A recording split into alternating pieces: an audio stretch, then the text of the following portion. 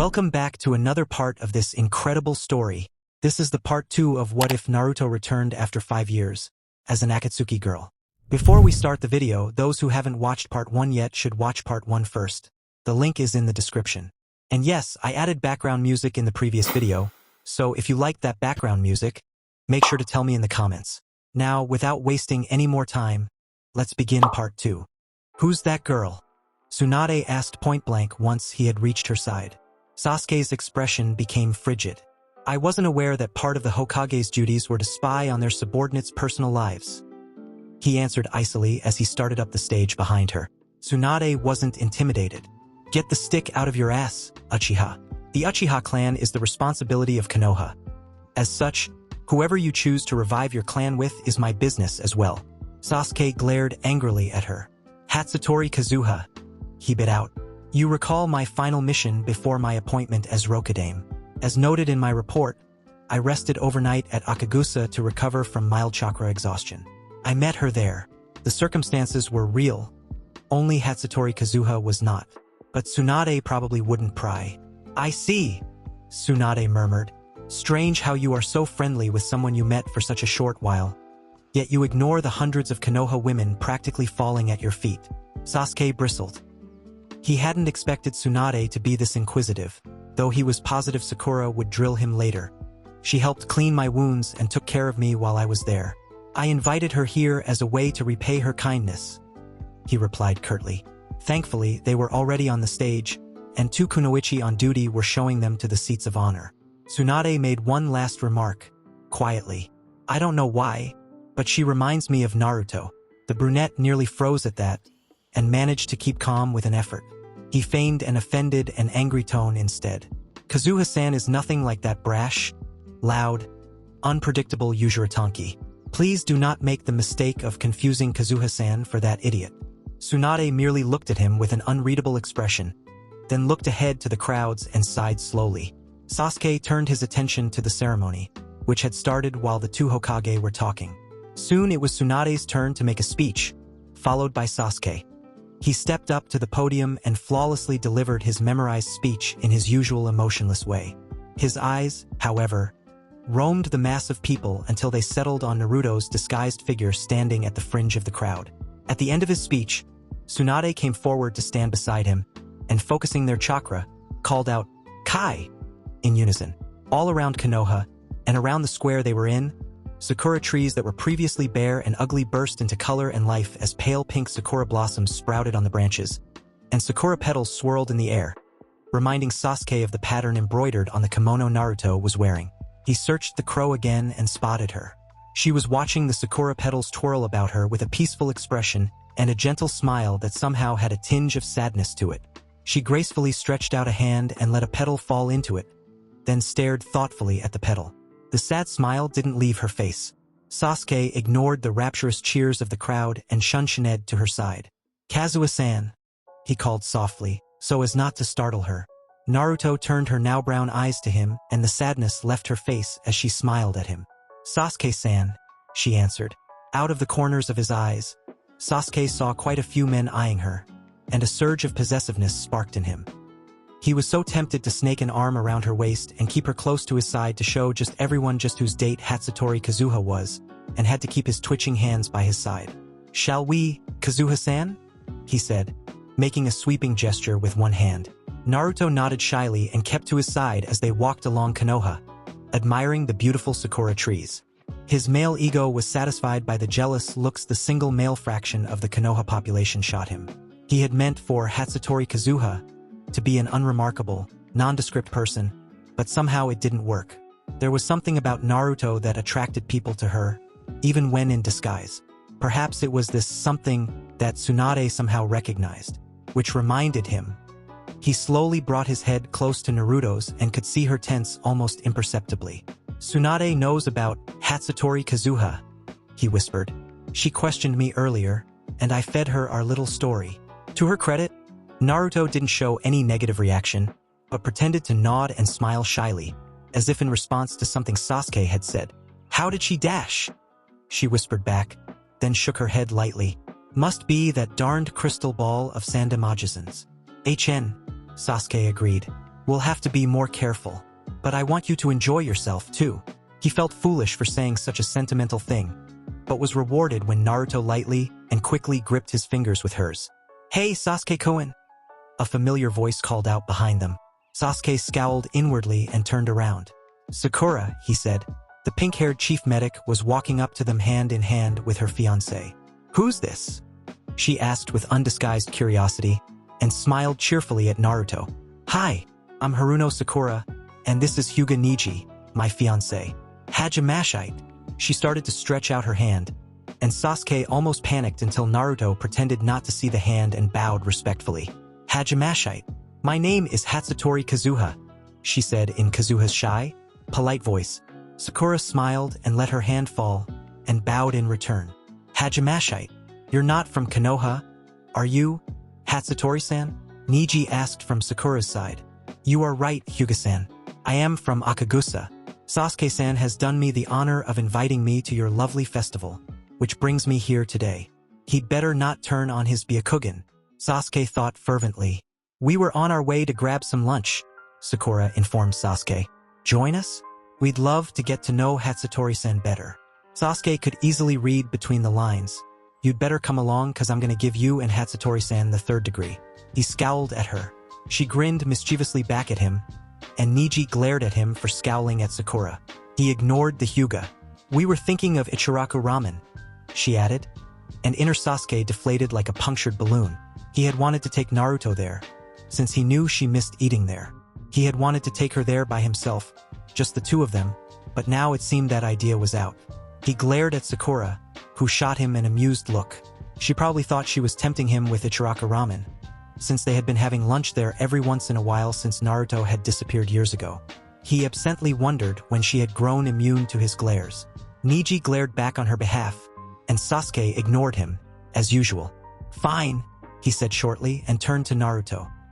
He knew his expression softened when he looked at her. He couldn't help it. "Shall we go for an early lunch, then, Kazuha-san?" he asked gently. Naruto looked up at him. Her expression was polite, but he could see her eyes had brightened, and were practically shining.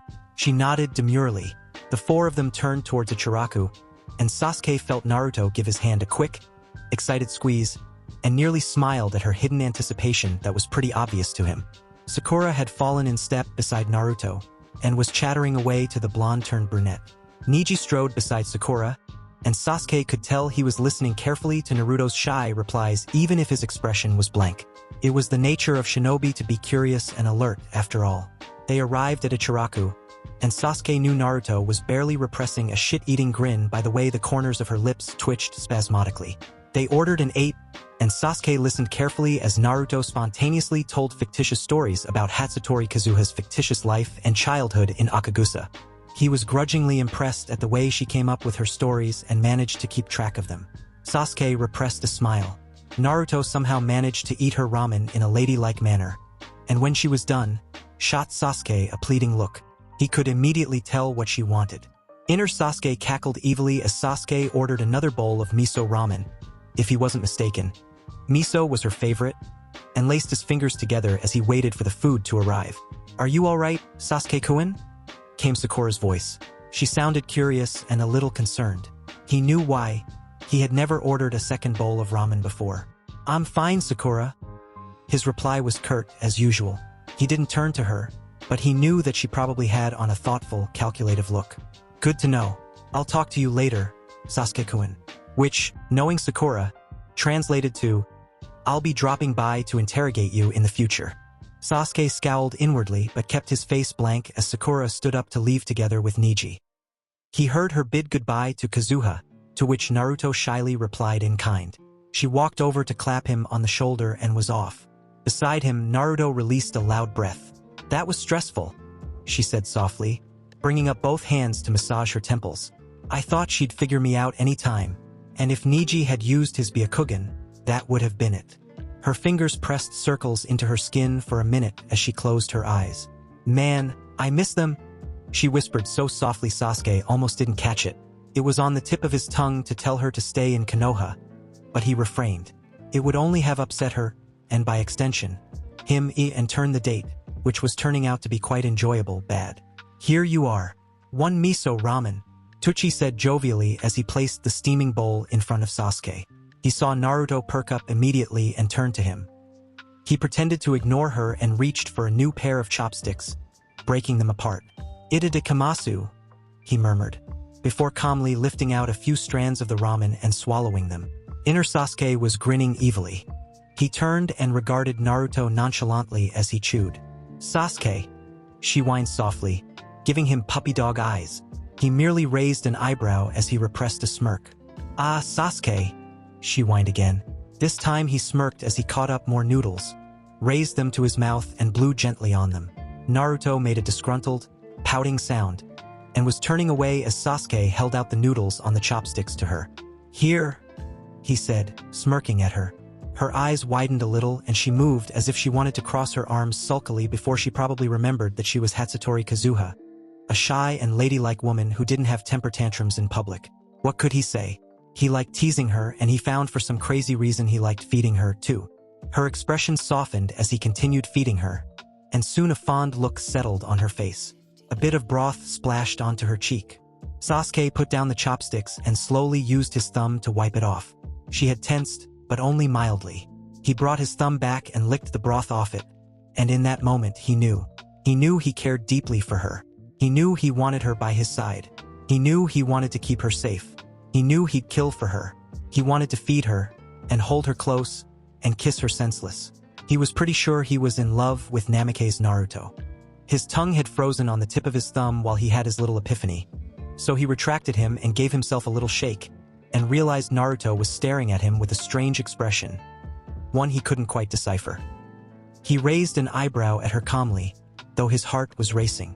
She merely shook her head lightly, so he continued feeding her the little ramen left in the bowl. She kept a small smile on her face, though, and it only served to get Sasuke's heart thumping again. They finished up the ramen and Sasuke paid, and they left together. Naruto squeezed his hand again as they left, which he understood to be a gesture of thanks. They strolled along the streets of Konoha. Sasuke itched to hold Naruto by the waist, or at least by the hand, but held himself back, knowing that she wouldn't really appreciate it. He walked by her side quietly. It was strange to think that Naruto wasn't chattering his ear off, yet it was a comfortable silence. Many stared openly at him. Others did double takes when they realized that he was walking with a woman by his side.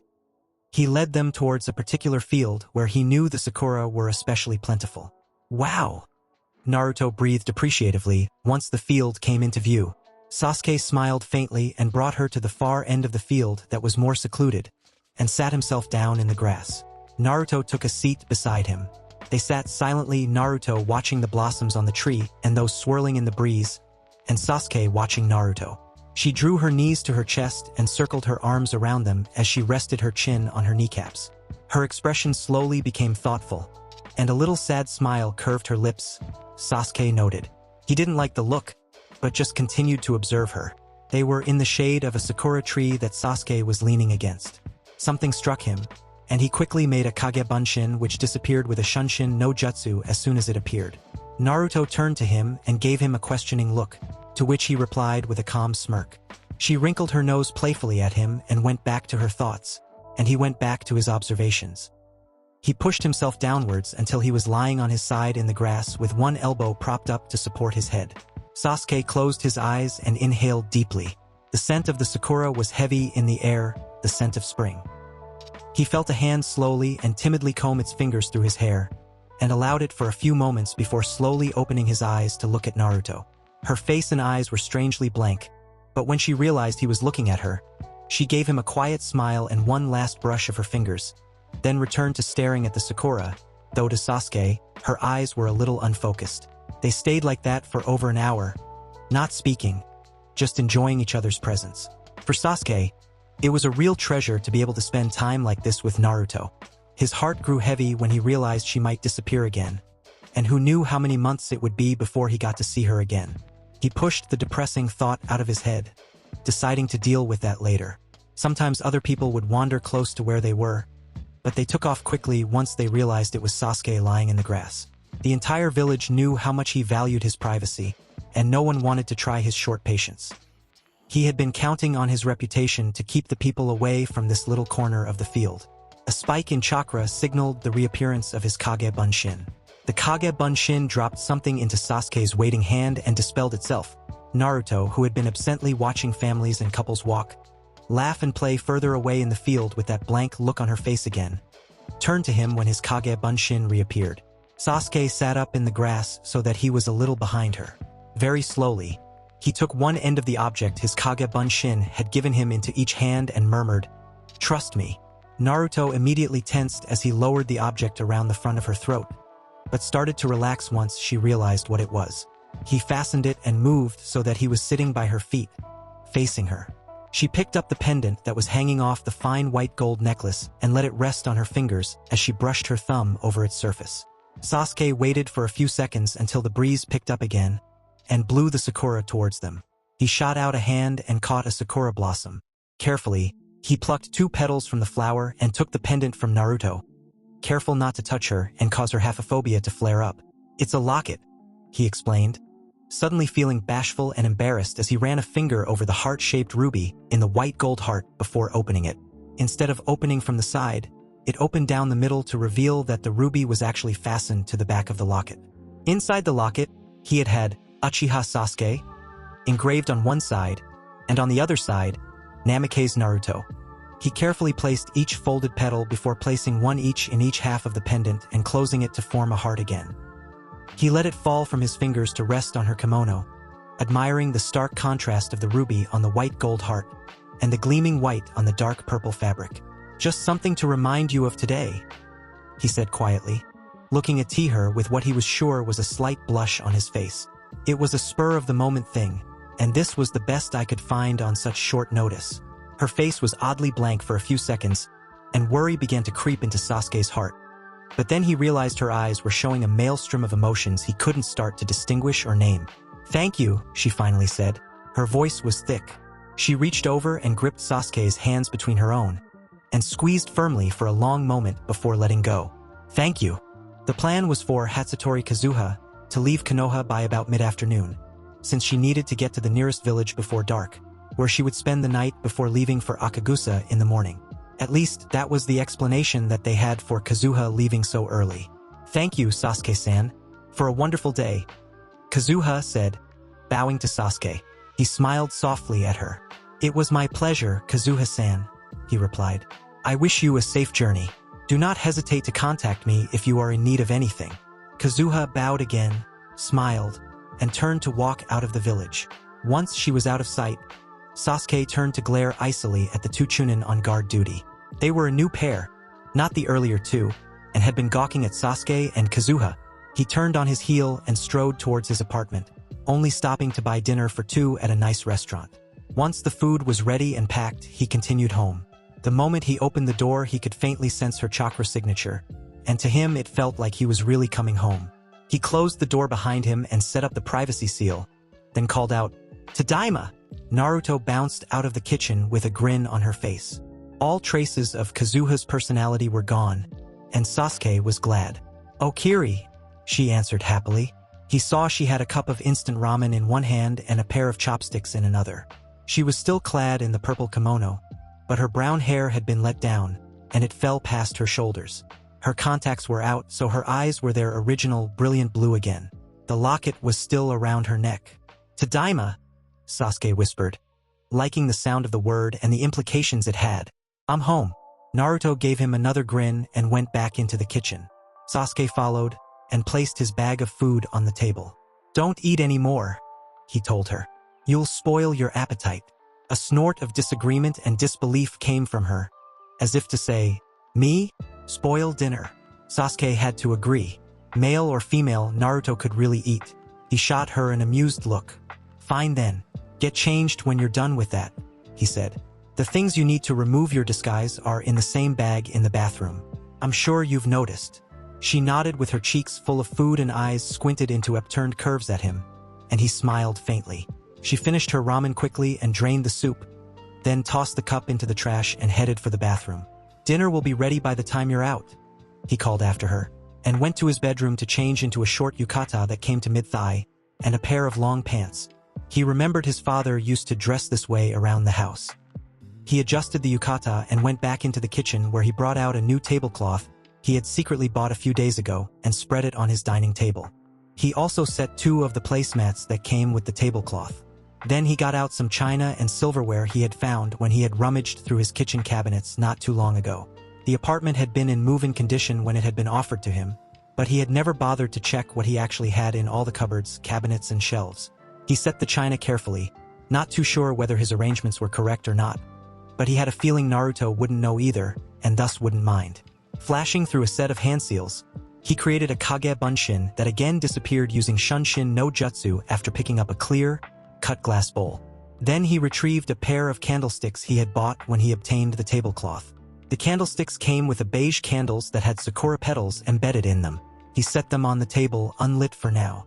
The bag containing the food he had bought earlier was sitting on a chair where he'd put it when he wanted to spread the tablecloth, so he picked up the boxes of food and stuck them in his microwave oven after checking that the boxes were microwavable. The Kage Bunshin reappeared with the bowl and dispelled itself just as the microwave dinged.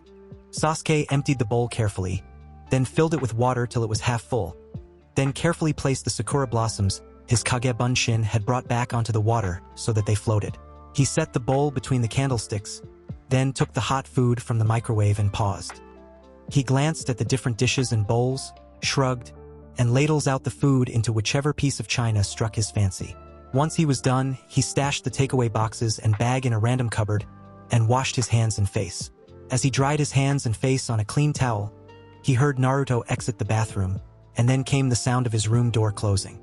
He quickly formed some hand seals, and with precise chakra control, blew out a small, narrow flame to light the candles. Just as he let go of the chakra he'd molded to end the jutsu, footsteps sounded and paused at the kitchen door. "Talk about handy jutsu," Naruto said, grinning in amusement. She was dressed in her usual mesh t-shirt, orange tank top, and black shinobi pants. The necklace he had given her earlier hung around her neck, and the white gold pendant with its ruby heart sparkled in the candlelight. Her other necklace that had an unusual blue-green stone, Sasuke remembered, was tucked into the orange tank top. As he observed her, Naruto's eyes widened, and she looked touched as she took in the fruit of his efforts. Her grin mellowed into a sweet smile. "Sasuke," she murmured as she approached the table. The corners of his lips curved upwards and his eyes and expression softened. He went around the table and pulled out a chair for her, and bowed her into the chair, twirling his hand in an exaggeratedly courteous manner. She giggled as he pushed the chair in, and he smiled. "Give me a moment," he murmured, and hurriedly set about making tea. He filled a kettle with water and set it on the stove, then dug around for a set of teacups and a teapot, rinsed them, placed a teacup each at Naruto's place and his own, then put a tea bag into the teapot. The water was taking too long to boil, so he quickly used a scaled-down Katan Jutsu to boil the water. He heard Naruto laugh softly behind him at that. He whipped the kettle off the stove, poured the water into the teapot, and put the teapot on the dining table before finally sitting down and grinning a little bashfully at Naruto, who answered with a small smile of her own. As they ate, they chatted and even laughed. Sasuke was a little surprised at himself, about Team 7 Days and the people they knew. Akatsuki, Naruto's return to Konoha, and other such melancholic topics were mutually avoided by them. Sasuke loved watching Naruto smile and laugh. He loved the way the candlelight flickered and caused Naruto's hair to shine and look like spun gold. He loved the way her eyes twinkled mischievously at times and turned into little crescents when she smiled or grinned extra wide. And most of all, he loved how uniquely blue they were. But then again, he was sure he wouldn't care if her eyes were any other color, so long as they were Namake's Naruto's eyes, and they were looking at him, because he was helplessly in love with Namake's Naruto. Sasuke exited the Hokage tower and shoved his hands into his pockets, and looked up at the sky. The stars were blinking and the air was cool. With a deep breath, he started to walk home. It was quite dark, so he allowed a small smile to creep onto his face as he thought of her. He had enjoyed dinner with her very much. He loved watching her smile and laugh and talk to him across the table. His house didn't feel so lonely when she was around. It felt more like a home. He had wanted to tell her how he felt about her, but she had had to rush off right after dinner, and the words got stuck in his throat, and a slight blush got stuck on his face. She had raised an eyebrow, looking curiously at him, embarrassing himself trying to get the words out. But then a fierce blush colored her cheeks, and quick as a flash, she'd leaned towards him, gave him a kiss on the cheek, and disappeared before he could recover from his shock. His eyes had gone wide and a goofy smile had stretched his lips. His hand had covered his cheek where he'd been kissed, and he had stood rooted to the spot for a solid minute, grinning at nothing like an idiot. He was pretty sure he had been grinning in his sleep, too. As he relieved the memory while walking home in the dark of night, his hand strayed to the spot where she'd kissed him, and he grinned. His good mood had persisted for almost 2 weeks, and even now, a month and a half after she'd kissed him and disappeared, he realized he was still a little high on being in love. He had been in such unusually good spirits that at first, almost everyone he came across stopped and stared at him in curious amazement. It must have been some aura he had been emitting, because although he was being a little nicer than he usually was, he still wasn't exactly smiling at anyone. Yet people seemed to have lost some of the fear they'd had of him. Sakura had cornered him after 1 week, dragged him to Ichiraku's for lunch and asked him point-blank whether he'd gotten laid. He had been thinking of Naruto when she'd suddenly asked him that, and he had nearly choked on the noodles he'd been eating. When he'd recovered, he had given her the fiercest glare he had in his arsenal. She had dropped the topic, but he still caught her staring at him with an assessing look every now and then. Even Tsunade was giving him strange looks in the office. He wondered what their reactions would be if they were to learn that it was because Uchiha Sasuke had fallen head over heels in love with Namake's Naruto. Sasuke sighed as he approached his apartment block. He missed her badly, and what really worried him was how he was going to persuade her to stay in Konoha. He had given the issue much thought, but what he couldn't quite figure out was why she joined the Akatsuki and didn't want to come back. What had made her give up her dream of becoming Hokage?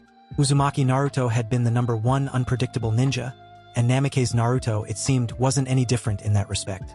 As Sasuke opened his apartment's front door, his heart gave a leap, then started racing. He sensed that wonderfully familiar chakra.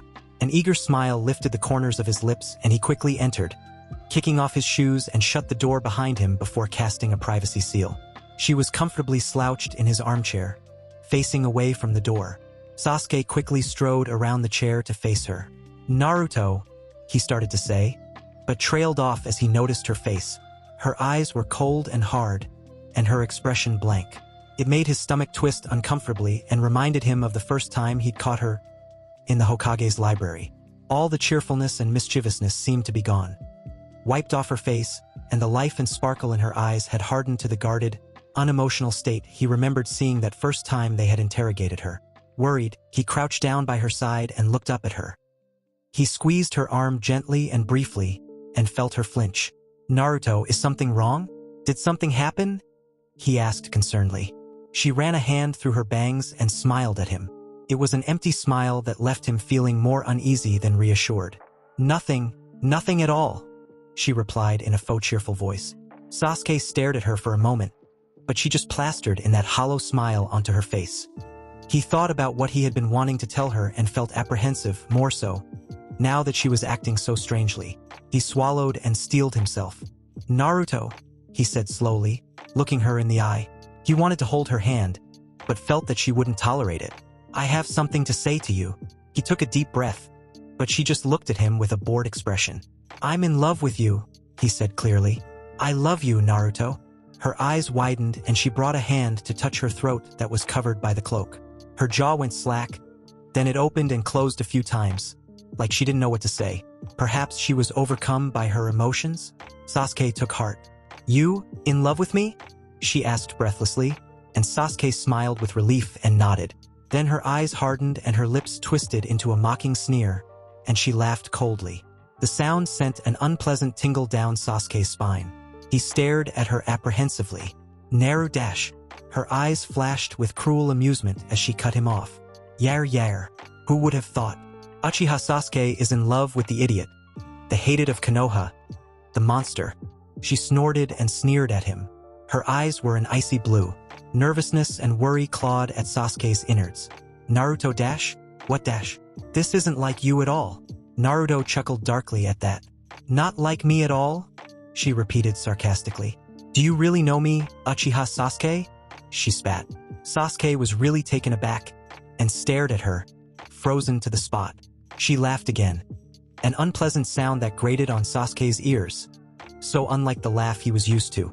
She leaned down and brought her face close to his, so close he could feel her warm breath across his skin. Her finger pushed up his chin so that he was looking at her directly in the eyes. Her lips curved into a cruel, mocking smile. "Who would have thought?" she said again. Who would have thought that all it took for Uchiha Sasuke to fall in love was one kiss on the cheek? The fingertips of her other hand caressed the pot where she'd kissed him in a mockingly tender way. What if I were to kiss you on the other cheek as well? Would you do everything I command? And if I were to kiss you on the lips? Her thumb gently massaged his lips, and she tilted her head so close that they were almost kissing. Sasuke's heart started pounding in spite of himself. Would you follow me to the ends of the earth? Her icy blue gaze bore into his eyes, and for a moment he froze. Then, giving himself a mental slap, he narrowed his eyes and slapped her hand away. She pulled her hand back to her chest with a look of exaggerated hurt, then laughed. Sasuke stood up and glared at her. I don't know what you're trying to do, Naruto. This isn't the Naruto I know. He stood in front of her, put his hands on the armrests of the chair and leaned down. Stop it, Naruto. I love you. I really do. I want you to be by my side. I want to wake up with you, take care of you, feed you, protect you. I'm being really sincere. His throat constricted. You know it isn't easy for me to say these kinds of things, but I love you, Naruto. His voice was pleading. She lazily raised an eyebrow. Feed me? Protect me? She sneered as he straightened and walked a few steps to the side, trying to ward away the hurt he felt. She stood up and walked to face him. This, from the man who wanted to kill me 8 years ago, from the man who put his hand through my lung, the man who nearly drove his sword through my chest. She placed one finger on his chest and pushed. Her upper lip curled. This, from the man who can't even manage to hunt down and kill his brother to avenge his clan. She paused, and his fingers curled into trembling fists. I think I'd rather not have your so-called protection, Uchiha Sasuke. She laughed and ambled into the kitchen, switching on the light and walking around his table, letting her fingers trail lightly on the wood and the chair she used to occupy when she came. Her fingers left her chair and touched the one he'd occupy when she'd come around, and then she leaned against the counter behind his chair with a nonchalant air. Sasuke squeezed his eyes shut and his nails bit into his palms. This was nothing like how he'd imagined it would go. What she had said had really cut deep. He took a deep breath and opened his eyes and strode into the kitchen. I'm sorry about what happened years ago, he said, placing his palms on the dining table and leaning down. Let me make it up to you for the rest of your life. Let me love you, Naruto. He never thought he'd ever want someone to love him again. He never thought he'd ever open his heart to anyone ever again, much less this particular person. He'd never thought he'd love someone so much that he'd plead for them to allow him to love them. I thought you had feelings for me, too, Sasuke thought as he took a deep breath to keep himself level-headed. She looked up at him, frowning deeply. It's just so easy for you to dismiss what happened with a simple sorry. Isn't it, Sasuke? He groaned in frustration. What would you have me do, then? I'm not taking your forgiveness for granted, but I thought with all the effort you put into dragging me back all those years ago, you could maybe find it in your heart to forgive me when I finally, sincerely ask for it. What do I have to do so that you'll forgive me? Tell me, Naruto. She glanced at him and walked out of the kitchen. It doesn't matter now, she said as she passed him. He resisted the urge to grab her and sit her down. Sasuke pounded on the table with a fist and followed her out. Then what does? He growled as he walked into his bedroom, where he found her sitting on his bed where she'd always sit when she stayed the night. I tell you that I love you and you throw it back in my face. What's going on, Naruto? Please. He knelt on one knee and grabbed one of her hands and held it to his cheek. Please, tell me, Naruto. She stared at him coldly. Let go of my hand, Uchiha. He reluctantly let go and stood up. He felt as if a vice had closed around his heart and was squeezing slowly and painfully.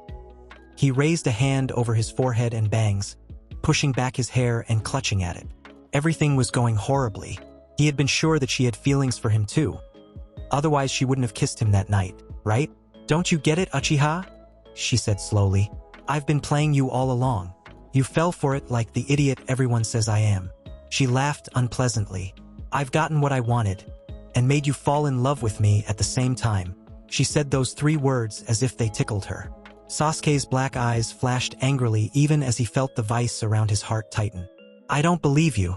Uzumaki Naruto is not this cruel, and I cannot believe Namikaze Naruto would be any different.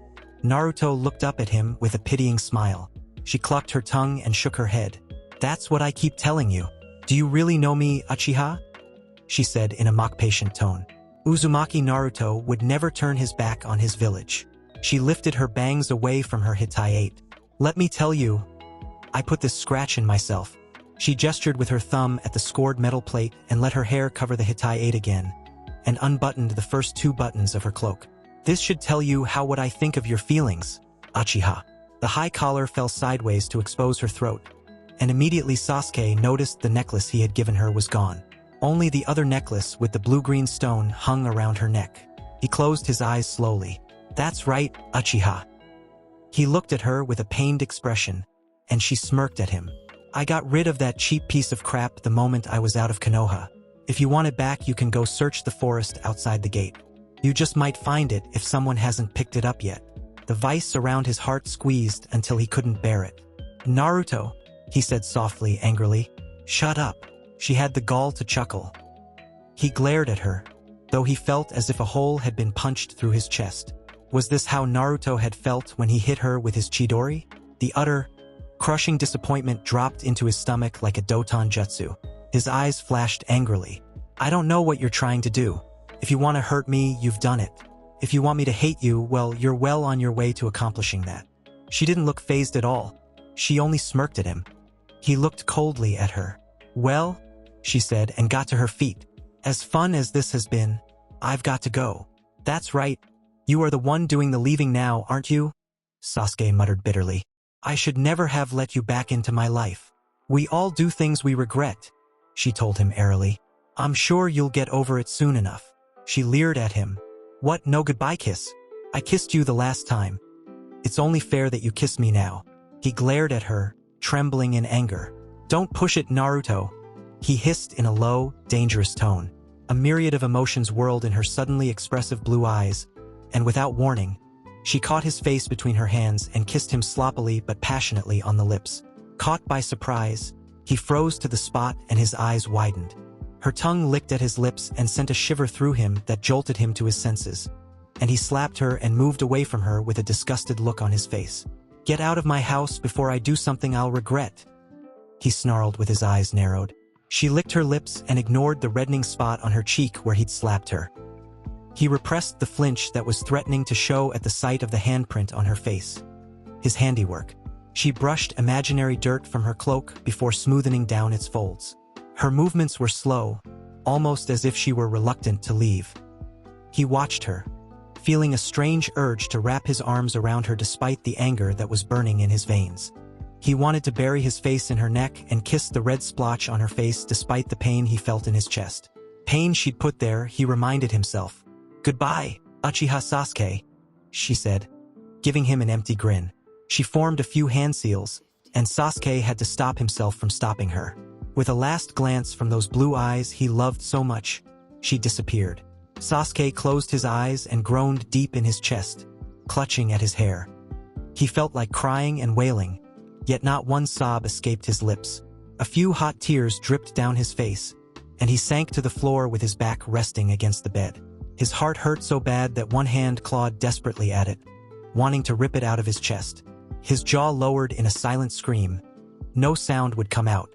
He had fallen so hard for her, and now it hurt so much. He rested his elbows on his knees and buried his face in palms. He stayed that way the whole night. It was nearly midnight, but Sasuke felt no urge to go home. It seemed ages ago that he'd eagerly look forward to going home with hopes that she would be there. His heart squeezed painfully at the thought of her. 3 days and he still couldn't get her out of his head. Still couldn't hate her. His heart was broken, but every traitorous piece still loved her.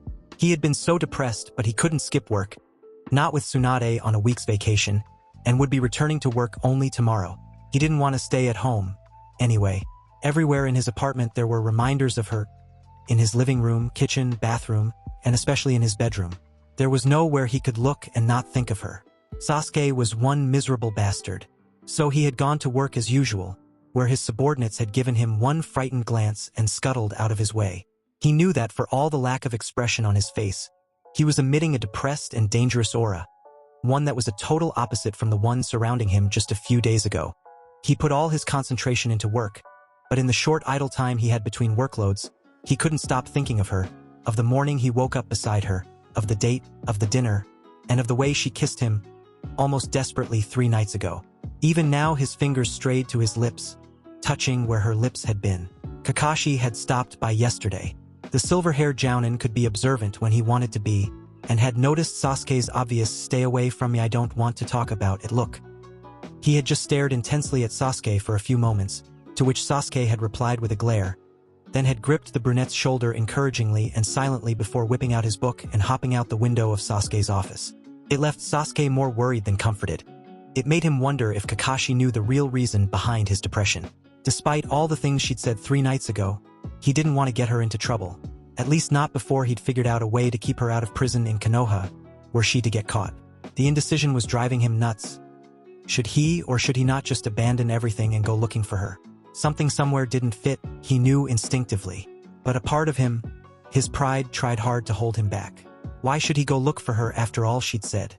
And even if he really decided on going to look for her, he'd have to either momentarily abandon his duty as Rokudame, which the council would view as a breach of the contract that kept her out of the missing nin list, or he'd have to do it according to protocol by submitting paperwork. But the problem with that was that people would find out and questions and probably tempers would arise. What had she been doing in Konoha? What had she been doing in the Rokudame's apartment? Had she really come into Konoha in disguise on the festival day? What do you mean it had been the Rokudame's idea? She might have been after sensitive information. Why hadn't he reported her? She'd probably be in more trouble that way than having her name on the Konoha missing nin list. He threw his pen down, gripped his hair and groaned as he leaned back in his chair. Today he just couldn't get her words out of his mind. Every word played over and over again in his head as he tried to search for a clue as to her behavior. He just couldn't bring himself to believe that she was really that cruel. He considered himself as a competent judge of behavior, and he was pretty darn certain she hadn't been faking it when they had been on that date, or during the dinner after the date, or even the nights before that. He closed his eyes and raked a hand through his hair. Her words ran through his head. "Do you really know me, Uchiha Sasuke?" This, from the man who can't even manage to hunt down and kill his brother to avenge his clan. A quiet knock sounded on his office door. From the chakra signature, he could tell it was Sakura. He sighed silently. He knew that she'd be by soon to grill him about his recent mood, and had been avoiding her as much as possible, but he also knew that he had merely been delaying the inevitable. Inner Sasuke, who since that night had been sitting in the dark, face to a corner, brooding and sulking, grumbled under his breath at Sakura's arrival. The door creaked open and Sakura's pink-haired head glanced in. "Sasuke-kun?" she called gently.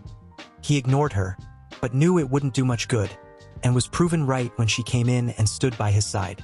She put her hand on his forehead to test his temperature, but he knocked it away. "Go away, Sakura," he growled. She snorted and sat herself on the edge of his desk, facing him. "Please don't lock yourself away like this, Sasuke-kun. We've already lost you once, and now we've lost Naruto." She didn't notice the slight flinch he hadn't been able to repress. "I don't want to lose you again." She paused. "You need to talk to someone. You'll feel a lot better." "Go away, Sakura," he repeated in a lower growl. She chuckled lightly. "Nope, it isn't good for you to mope for so long. It's not like you know, wait. It is like you broody bastard." He could practically hear the grin on her face wilt as the humor fell flat. She sobered. "But you've cut yourself off from us since the time you came back and Naruto disappeared," she continued quietly. "It's not healthy to be alone all the time. We're here for you, Sasuke-kun, even if you don't want to talk about it." With his eyes still closed, he swiveled his chair around so that he was facing the windows of his office rather than the pink-haired woman, but knew better than to think that Sakura would take the hint. Again, he was proven right. Sakura sighed meditatively. "I won't push you, but you seem to be happier after Naruto reappeared. And you were practically smiling when Kazuha-san came to the festival opening day. And after that you were the happiest and most relaxed I've ever seen you, Sasuke-kun. And now, seeing you so down upsets me as well." Sasuke scowled, and imagined his reflection in the glass scowling back at him. He sighed and rubbed his temples with one hand. "I've been playing you all along." He frowned as her voice kept playing in his head. "And if I were to kiss you on the lips?" His fingers strayed to his lips where she'd kissed him passionately before disappearing. "Would you follow me to the ends of the earth? I've gotten what I wanted, and made you fall in love with me at the same time." Fall he did. He fell so hard and now it hurt so bad. A heavy, constricting feeling in his chest that he'd been feeling on and off, more on than off, started to resettle in when suddenly something struck him. "I've gotten what I wanted," she had said, and a sliver of worry shot into his mind. What did she want? He asked himself. Then his eyes shot wide open. Without a word, he jumped out of his chair and ran out of the room. Ignoring Sakura's startled, "Sasuke-kun?"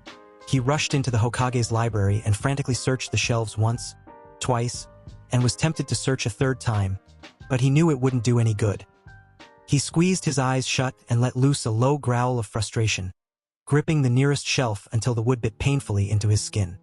He scowled fiercely and punched the wall so hard that cracks spider-webbed out around the imprint of his knuckles even as his knees went weak. Forcing himself to stand, he clenched his fists and walked reluctantly back to his office, trying to breathe with the way his chest constricted with worry. His mind was whirling, thinking of all the possibilities and scenarios that could arise due to the fact that it was missing, and what steps he could take to rectify the problem. He was so worried and lost in his thoughts that he didn't realize he was back in his office, and Sakura was gripping his arm. "Sasuke-kun?" She was asking in a concerned and faintly alarmed tone. "What happened, Sasuke-kun?" "The forbidden scroll is gone," he answered in a low, almost dazed voice. Sakura looked at him quizzically. "Forbidden scroll?"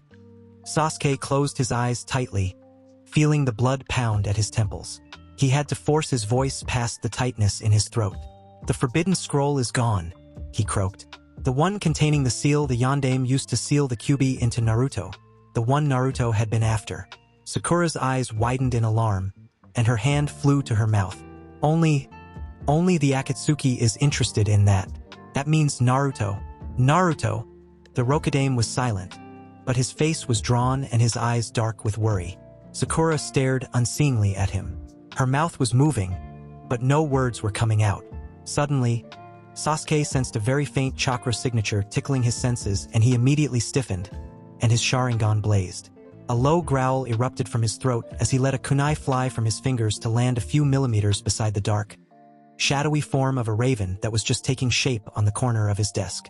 Before his eyes, the raven formed, then quickly morphed into the shape of a man wearing a high-collared cloak. "Uchiha Itachi," Sasuke growled in a voice thick with hatred and contempt. Beside him, he knew Sakura had tensed in anticipation and sensed her starting to mold chakra. He glared icily at the older man in front of them. "You have a lot of nerve coming here. What have you done to Naruto?" "Otudo," Itachi replied with a trace of weariness in his usually bland voice. "Now is not the time to fight me. Naruto-kun is in danger." A subconscious part of Sasuke noted that Itachi sounded a little worried, but rage boiled in his veins, and his hands crackled with the electric chakra of a Chidori. In a flash, he had his hand piercing the air right where Itachi had been not a half-second ago. He whirled around and let his chakra blade shoot out to where Itachi had ducked. The Akatsuki member barely managed to evade again, and had to twist out of range of Sakura's chakra-charged fists. "Now is not the time, Otudo," Itachi said again, a little desperately, as he jumped back from the combined attack of two furious ninja. "Naruto-kun is in danger. And you're the one who put her in danger, bastard," Sakura shouted, missing Itachi and landing her fist in the wall instead, which cracked and crumbled at the power of her punch. Sasuke didn't pause in his furious attacks, and neither did Sakura, even though he realized that Itachi was merely dodging and not attacking back. The Rokudaime's office was turning into a war zone. "Stay out of this, Sakura," he hissed as he swerved past her, while trying to sweep Itachi's legs out under him. Out of the corner of his eyes, he noted the arrival of several squads of ANBU, some of whom he could feel rather than see. They surrounded the office, outside the door and on the outside of the windows, but didn't interfere. "In your dreams, Uchiha," Sakura shouted back to be heard above the crashing of Sasuke's desk, which she'd just splintered. "Naruto's my friend, too. Sasuke, stop this and listen." Itachi raised his voice a little to be heard over the crashes of broken furniture and crackles of chakra. "Don't make me use Tsukiyomi on you. Naruto-kun needs our help." The younger Uchiha glared heatedly at him. "Why aren't you going all out, Itachi?" Sasuke spat, his Sharingan whirling furiously. "Don't you dare speak of Naruto. You and your bunch of crazies are the ones who put her in danger in the first place. I'm going to defeat you. Then you're going to tell me where she is. Then I'm going to kill you." Sakura ducked under Sasuke's fist. "Chatty all of a sudden, aren't you?" she muttered loud enough for Sasuke to hear. He ignored her and let loose a frustrated cry of rage, echoed in his mind by inner Sasuke, and flashed through the seals for a Katan Jutsu. He inhaled and was about to blow when a loud, angry voice yelled. "What's going on here?" Sasuke nearly choked on the breath he was holding and felt his throat burn a little as he coughed up some smoke. His head swiveled towards the direction the voice was coming from once. He saw that Itachi had straightened with obvious respect and submission once the voice spoke. Tsunade was standing in what was left of the door, half blocked by two ANBU who'd pathetically tried to hold her back. Her hands were on her hips and she was glaring furiously at the three ninja inside what was once the Rokudame's office. When her gaze landed on Itachi, Sasuke saw her brown eyes widen, then narrow, and she stiffened. "What are you doing here, Uchiha Itachi?" she asked sneeringly in a low, dangerous tone. To everyone's surprise, Itachi bowed quickly. "Go Dame-sama," he said hurriedly but respectfully. ANBU 484 reporting. Mission 25272. Tsunade blinked owlishly before something seemed to click and her eyes widened a fraction. Her expression hardened. "The will of fire has been passed on," she said clearly, and looked expectantly at Itachi, ignoring Sakura's confused look and Sasuke's own narrowed eyes and tightly clenched fists. Junko screamed his name as he pounded her into the mattress. Itachi replied succinctly and with a perfectly straight and serious face, looking Tsunade in the eye. Sasuke blinked, inner Sasuke gaped and Sakura's jaw dropped.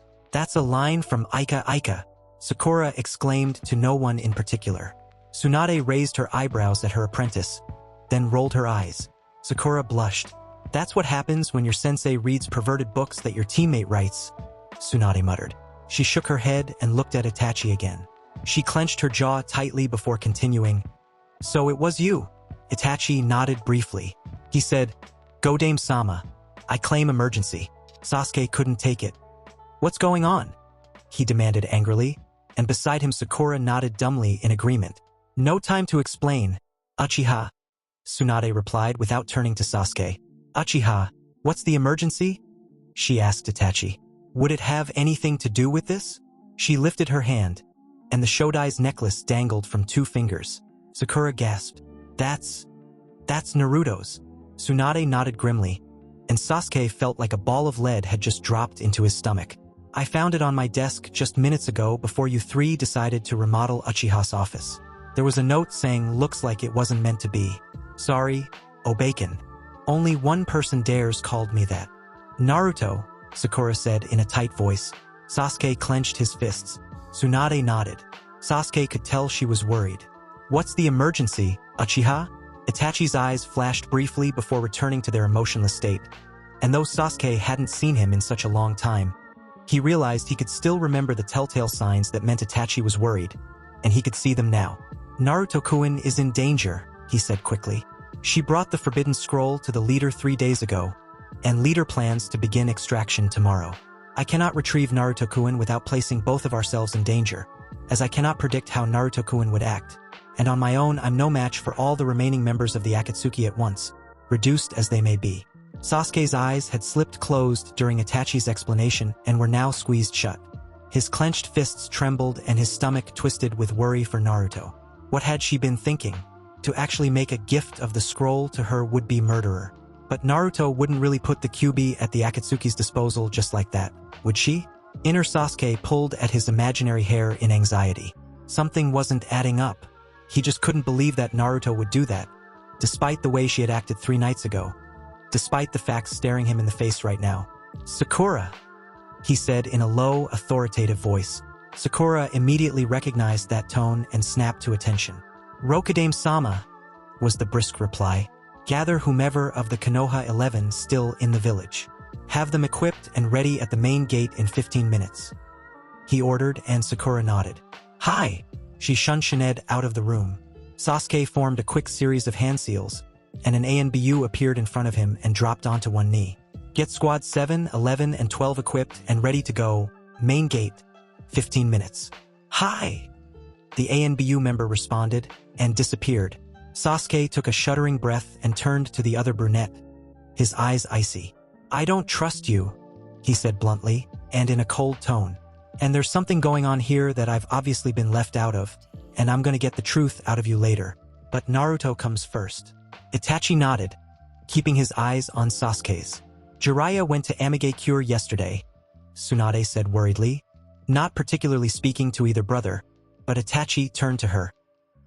He said he was going to gather information on the Akatsuki leader. A grave mistake, Godame-sama, Itachi told her, his eyes narrowing. Pain, the Akatsuki leader, causes rain to continuously fall in Amigakure, so that any foreign chakra entering it illegally is detected at once. Tsunade's brows furrowed in worry. That old idiot. Sasuke's eyes narrowed in determination. No time to waste, he said. We need to get both idiots back. Meet at the gate. Sakura should have Naruto's friends there by now. Itachi nodded, as did Tsunade.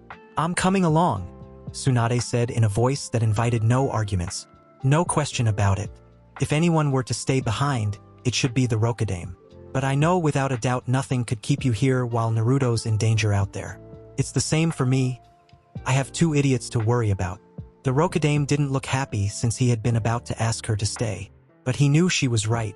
Konoha could easily appoint another Hokage, but if they didn't send their best now, there wouldn't be a Konoha left to defend if the Akatsuki had their way. He frowned but nodded, then summoned another ANBU member. Rokudame-sama. The ninja appeared on one knee in front of Sasuke. The Godame and I are heading out on a top-secret emergency mission. Tell the ANBU commander to assume leadership until we return. Failing that, command goes to Hatake Kakashi should he return. If none of us returns, the commander is to assume complete leadership pending the appointment of the next Hokage. Sasuke commanded. The man nodded curtly and disappeared. Sasuke nodded at Tsunade and Itachi, and shunshined to the main gate. As he appeared, Itachi and Tsunade appeared not a second later. Sasuke nodded briefly at the group that was gathered in front of him in the pale moonlight. Itachi stepped beside him and he could feel the spikes in killing intent when the dim light revealed the man's face. But no one moved. Sakura had probably prepared them for his presence. I'll briefly inform you of the situation. The Akatsuki has Naruto, and they have the Forbidden Scroll. Our intel has it that they will begin the Bijou tomorrow. And we've recently learned that Jiraiya is in Amigakure as well, and is potentially in danger. Sasuke looked out at the group of grim faces. Hyuga Neji and Hinata, Inuzuka, Tenten, Rock Lee and Mato Gai, Nara and 12 animal masked faces. Naruto's trio of younger friends, the Sandame's grandson and his two friends, were there as well. Kakashi stood next to Sakura and a black-haired man Sakura called Yamato Taishu, whose name, according to his file, was Tenzu. Our main objective is to get Naruto, Jiraiya, and the Forbidden Scroll. Hyuga Hinata will locate and retrieve the scroll. Inuzuka and Tsunade-sama will locate and retrieve Jiraiya. Kakashi and Yamato will locate and retrieve Naruto. The rest will run interference and distraction. Combat is inevitable, but as soon as targets are secured, the retrievers will meet at the Konoha outpost at the Konoha AIM border. The rest will leave after targets have safely been removed and regroup at the designated outpost. If you manage to take down an Akatsuki member, all the better, but stay alive. You will be needed in dealing with the repercussions of this mission. He didn't ask if anyone wanted to back out. It would have been a useless question. He nodded once. All right, Itachi will take point. Tsunade-sama, Sakura, Kakashi, Yamato, and Gai will take rear. Double file formation. Offensive specialists in front, defensive middle. Sasuke's face set in a hard, determined expression. We're getting Naruto back. Move out. What happened between you and Naruto-kun 3 nights ago? Came the whispered question. Sasuke kept his eyes ahead, seemingly ignoring his brother, who had unobtrusively came up on his left, near enough to talk so that others couldn't hear. Sasuke detected the very faint concern tinging the elder Uchiha's voice and wondered who it was for him or Naruto. His jaw, however, tightened at the reminder of the incident. None of your business, Sasuke finally replied tersely. The Konoha team was traveling at top shinobi speed through the forests of Konoha towards Amigakure, as directed by Itachi. The Rokudame's feet touched the bark of the branch in front of him momentarily before he launched himself to the next branch. Itachi leaped off the same branch as Sasuke, in sync with him. It is my business when I had to go looking for my charge, only to find her crying as if her heart had been broken. She had been crying so hard that she nearly fainted from exhaustion after that. And as soon as she could stand, she handed the Forbidden Scroll over to Pain. So, as you can see, little brother, it is my business. Sasuke nearly stumbled when landing on the next branch. Naruto had been crying? After she cruelly broke his heart. She was the one crying? But somehow, to know that she had cried so hard, and that it was somehow his fault, made his chest constrict. Something did not add up.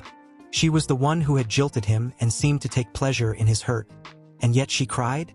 Sasuke's eyes narrowed and he unconsciously picked up his speed, wanting to get to the truth out of Naruto. "Slow down, Otudo," Itachi murmured beside him. The Rokudame didn't acknowledge him verbally, but forced himself back to his former speed, frowning. There was also the matter of his brother to get to the bottom of, and Sasuke suspected he wouldn't like neither Naruto's nor Itachi's explanations. They continued in silence for a while. Sasuke focused all his attention on the journey and their surroundings, because if he allowed his mind to wander even a little bit, he would inevitably begin to think of and worry about that blonde idiot. Even now he was worrying whether the Akatsuki had begun the extraction. If he couldn't reach her in time, if she couldn't make it, if he couldn't save her, he would never forgive himself. His fingers clenched into fists so hard that his blunt nails cut into his palm. He closed his eyes for a second and forced his fingers to uncurl as he quietly took deep breaths. Just as he finally relaxed and refocused on jumping to the next branch, he felt Itachi's chakra spike, then start to fade. He immediately slipped into fight or flight mode and lifted a hand to signal the others to stop before turning to Itachi, who, to his alarm, was slowly fading into the air.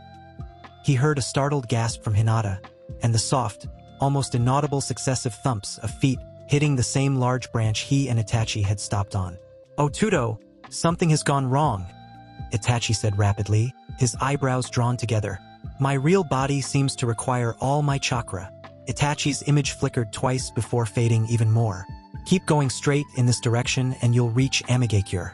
Something tells me you won't have trouble locating us." The elder's Uchiha's voice faded, as did his body. Sasuke's heart pounded wildly in his chest, and a vice settled around his ribcage, making it difficult for him to breathe. His Sharingan whirled wildly as his eyes narrowed and his chakra flared. A second later, he turned to the Konoha shinobi.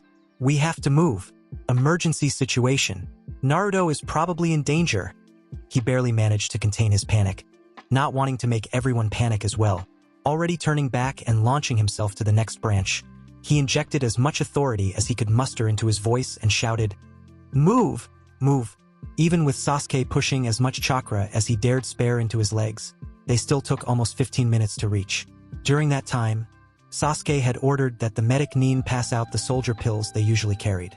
During those tense minutes, Sasuke's heart pounded, jumped into his throat and sank into his feet all at the same time. His mind threatened to go crazy with anxiety, and it was only with an iron will that he kept his worried thoughts at bay. He blanked out his mind and went into shinobi mode, calculative, manipulative, focused, determined. The tension in the air around the Konoha Nin was nearly palpable. They were about 7 minutes away when Sasuke started to sense it. A second later, he heard a quiet exclamation from Hyuga Niji. "Rokudame-sama, I've detected a large chakra disturbance about 20 kilometers in the exact direction we're headed." He reported from his position in the formation, loudly enough to be heard by Sasuke. "There are 10 Nin 8 now, fighting 2 others. The huge chakra emission is coming from one of the 2, and it seems the chakra has taken on the shape of a 3-tailed, no, 4-tailed fox." Sasuke's heart leaped into his throat even as he tersely acknowledged the information. A minute later, Hyuga reported an update. "It's definitely Naruto and Itachi fighting the Akatsuki," he confirmed, and the sense of dread increased exponentially in Sasuke. He swallowed heavily. He'd once heard Sakura describe how the Kyuubi's chakra could literally cloak Naruto. The more tails formed meant the more Kyuubi's chakra was being used, and in turn led to Naruto's mind and logic being repressed by killer intent to the point she couldn't differentiate between friend and foe. Unconsciously, he fisted his hands so hard that his nails dug painfully into his skin. The Konoha Nin pushed on, every face grim. The scenery had changed from Konoha forests to more open lands. A cold drizzle fell on them as the tall, gloomy pseudo-metropolis of Amigakure came into sight. As they were running across a large lake that lay in the way to Amigakure, Hyuga shouted, "ETA 1 minute, 5 Akatsuki down." In front of their very eyes, a huge reddish-orange ball of chakra formed and erupted. Though the eruption had been quite a distance in front of them, Sasuke flinched as a wave of dirty, malicious chakra pulsed in every direction. He heard some gasps coming from the Nin behind him. Determinedly, he led them across the body of water separating Konoha and Aim. About 3/4 of the way across, he shouted behind him, "Remember your positions and stay alive." A resounding "Hi" was his reply, and not 2 seconds later, they arrived in the thick of the battle.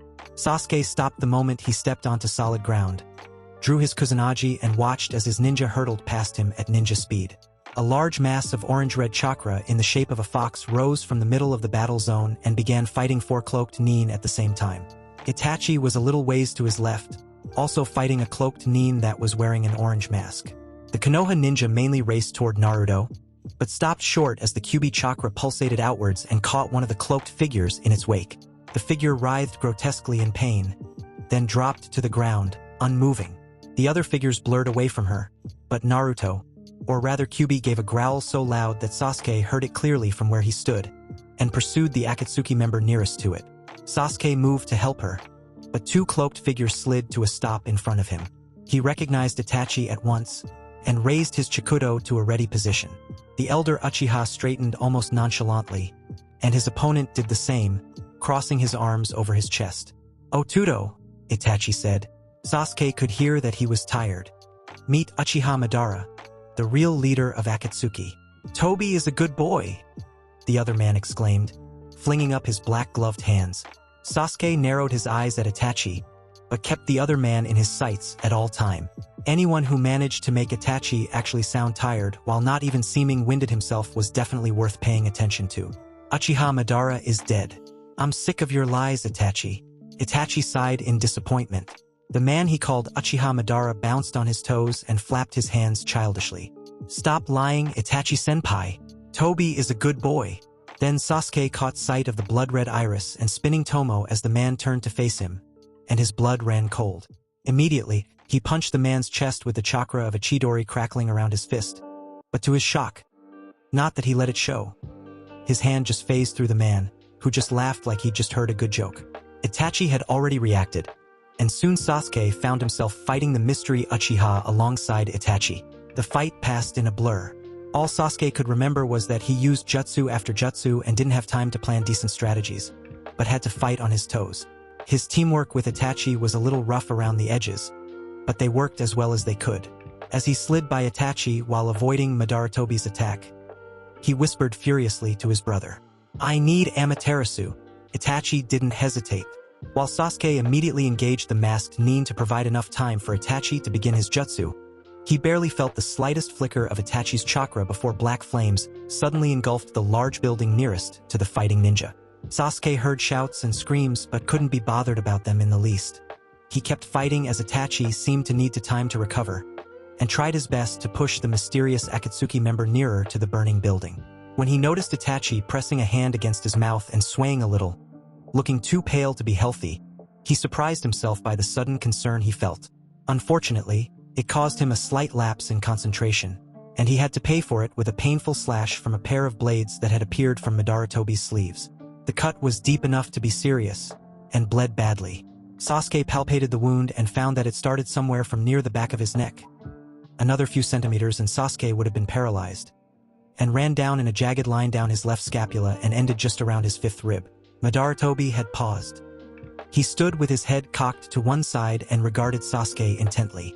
"Sasuke-chan, Sasuke-chan," he chided in a comically mournful voice and shook his head in disappointment. "I had really hoped to not have to hurt you. I don't suppose you would just stand quietly at the side like a good little boy while your loving brother and I finish this fight that's been a long time coming." Sasuke only glared and snarled in response with his Kusanagi in one hand and the other hand encased in green chakra and moving over his wound awkwardly due to its position. The mysterious Uchiha shook his head again and sighed dramatically. "Boys these days. In my time when our elders told us to do something, we'd obey. No questions asked," the man exclaimed with upraised hands in exaggerated exasperation. Sasuke saw the attack in time and managed to shunshin just far away enough to avoid the rain of kunai. "Well, I'll give you a choice, Sasuke-chan. You can come with me. I'd love for you to join me, or we can have it out here. You couldn't possibly want to skip back to the village that betrayed us hand in hand with your loving elder brother. Now would you?" Before Sasuke could reply or even properly digest what the man had said, Itachi appeared in front of him, his back to Sasuke so that he faced Madara Tobi and effectively shielded Sasuke from the man's vision. Sasuke didn't quite know what to think of the protectiveness he could hear in Itachi's voice. "Leave Sasuke out of this, Madara. You claim to be a man of your word, and you had promised to stay away from him. Itachi slid 1 foot forward. You will have to go through me before you get to Sasuke. Ah, Itachi, Madara Tobi said delightedly. So wonderful how we Uchiha are such a tight-knit, protective lot. Your love for your little brother brings tears to your great. How many greats is it anyway, grandfather's eyes? The man actually fake-sobbed and swiped a hand across his mask where his eye would have been. Itachi tensed and swiveled around, curving an arm around Sasuke and throwing them both to the ground as a line of kunai shot over them at the exact height that corresponded to Itachi's neck. Urojizen is so proud that one of his little grandsons is a feared S-class missing nin, and the baby of the family is the Rokudaime Hokage. What a dream come true for the Uchiha. The youngest Uchiha hissed in pain as the roll jarred his barely closed wound. Itachi left him on the ground and got to his feet, only sparing him a glance. But really, Itachi-kun, how are your eyes? You couldn't even aim that Amaterasu properly anymore, and now you want to fight me. Madara spoke calmly. Itachi dusted a sleeve in an almost nonchalant manner and slid his foot forward again. Tobi's squeaky tones? Sasuke realized that Madara spoke in a calmer way, whereas Tobi was more childish than he ever remembered Naruto being. Rang out. Itachi-senpai. Tobi is honored that Itachi-senpai wants to fight Tobi. Tobi will do his best. Itachi-senpai must take Tobi seriously. With a jolly-sounding laugh, the masked Akatsuki member threw a jutsu Itachi, who easily evaded it. Sasuke reacted quickly. He rolled out of the way and onto his feet. He watched for a few seconds as Itachi fought the madman. Itachi was doing his best to lead Madara Tobi away from where Sasuke was, but Sasuke could see Itachi was tiring fast, and he mis-aimed a jutsu that should have hit Madara Tobi point blank. Worry crept into Sasuke's mind and he gritted his teeth as he summoned chakra. He didn't know how the other Konoha nin were doing. He was barely keeping anxious thoughts about Naruto away from the forefront of his attention, and wanted very badly to turn around and look for her, but couldn't bear to leave his brother like that either. Teeth grinding together, Sasuke swiftly gathered his chakra. Face grim and determined, inner Sasuke tied his Hitai-8 around his forehead with deliberate movements. It was time to end the Uchiha battle and get Naruto back. Sasuke swiftly gathered his chakra. He hadn't much left, and he didn't want to rely on the cursed seal, but it looked like he had to. His fingers blurred into a series of seals, and with a deep breath, he blew out his own modification of the Uchiha fire jutsu, Ketan Guryoka no Jutsu, causing it to fly and seemed to miss Madara by the merest chance. Dragon heads of fire flew from his mouth, barely avoided the orange-masked man and headed up into the sky, creating a sudden drop in pressure that speedily brought about the formation of thunderclouds. He didn't have to wait long before lightning flashed across the sky. Sasuke braced himself as he turned towards Madara, whose back was facing him as he fought Itachi. With incredible speed, he ran towards the eldest Uchiha, molding chakra as he went. He had only one chance to do this. With a fleeting thought of a prayer, he shoved his palm forward. Kirin! Lightning that had been crackling from the clouds overhead rushed down in one powerful stream. It enveloped Sasuke for a second, then flowed into his outstretched arm into his hand and shot from his fingers at the speed of light. No shinobi, no human, for that matter, would have been able to avoid that violently chirping and crackling chakra, and Madara, Sasuke noted with so much relief and thankfulness that he nearly felt faint, was no exception. With a scream that would haunt Sasuke's nightmares for nights to come, Madara lit up like one massive firework. The light was so intense that Sasuke had to reluctantly look away, and before he could look back to see the results of the jutsu, the smell of charred flesh assaulted his nostrils, and he had to hold back the urge to vomit. Belatedly, Sasuke realized that Itachi might have been in range of the jutsu. A stab of panic startled him to his feet. He hadn't even realized he had sunk to his knees in relieved fatigue. He staggered to his feet, worry clawing at his heart. Suddenly his worry for Naruto broke past his mental restraints and flooded his mind as well. Bile rose quickly in his throat. His heart pounded against his ribs and his eyes widened wildly. He hadn't taken 2 steps to where Madara lay in a smoking, burnt, vaguely humanoid heap on the ground before a hand landed heavily on his shoulder and a familiar voice rasped tiredly in his ear. Sasuke! Again. Sasuke nearly crumpled to his knees in relief. Itachi was panting and had a few serious cuts and wounds here and there. A quick visual scan showed nothing life-threatening. Then he heard a voice scream loudly and hoarsely. It was one he recognized too well, and his blood turned cold in his veins. His head snapped up and in the direction the scream came from. From the corner of his eye, he saw Itachi nod at him, and with that he shunsoned in the direction he had heard the voice come from. He saw most of the Konoha nin fighting various aim nin that had showed up. Tsunade and Sakura were in a corner, and the pulses of light green chakra he could see indicated they were healing some of the injured. All those he noted in passing. His attention was on the battle in front of him. Naruto, now having 6 chakra tails waving and snapping behind her, was fighting a tall Akatsuki member with spiky orange hair and numerous piercings. In an instant she summoned a huge Rasengan and slammed it forwards, but the man evaded easily. Silently, 2 Kage Bunshin appeared behind the man with a huge shuriken of chakra and shoved it at the man's back before he should have had time to even sense it. But to his shock, the man managed to whirl out of the way in time, darting around the 2 bodies lying on the ground. Sasuke watched with wide eyes. There was no way the man could have sensed the Kage Bunshin attack in time unless he had eyes in the back of his head. Sasuke circulated his chakra and narrowed his eyes, watching as Naruto tried to kick the man, but missed. It was too ridiculous a miss, Sasuke noted. There was no way Naruto would have missed with a kick like that from that distance. With an inhuman roar, Naruto thrust her arms forwards and the Kyuubi's chakra followed, rushing towards the orange-haired man in a violent, powerful stream. The man bent and the waist and fluidly leaped out of the way, only to be caught around the waist by a tail of chakra that erupted out of the ground. Sasuke watched, tense and alert, as the tail of chakra lifted the man up into the air and slammed him into the ground again and again, then lifted him up and held him still as 2 Kage Bunshin appeared again with the shuriken of chakra floating between their palms. Naruto roared again and her Kage Bunshin rammed the shuriken into the man. Shouts rang out around them as people watched the shuriken lifted the man higher up into the sky and whirled around his body, covering it like a cocoon of light. Discrete needles of what looked like light spun around the man, and into him as well, which Sasuke could see because of his Sharingan, meaning that they were actually chakra. He watched, impressed in spite of himself as the jutsu wreaked havoc on the man's physical body. With a final blast of light, the jutsu ended and the body fell to the ground with a loud thump, kicking up a cloud of dust. Sasuke breathed a sigh of relief. That had been the last Akatsuki member alive that he could see. He was more than confident that the Konoha nin could handle the aim nin. Naruto, however, gave a loud roar and jumped at him with her arms, and consequently the Kyuubi's chakra arms, outstretched.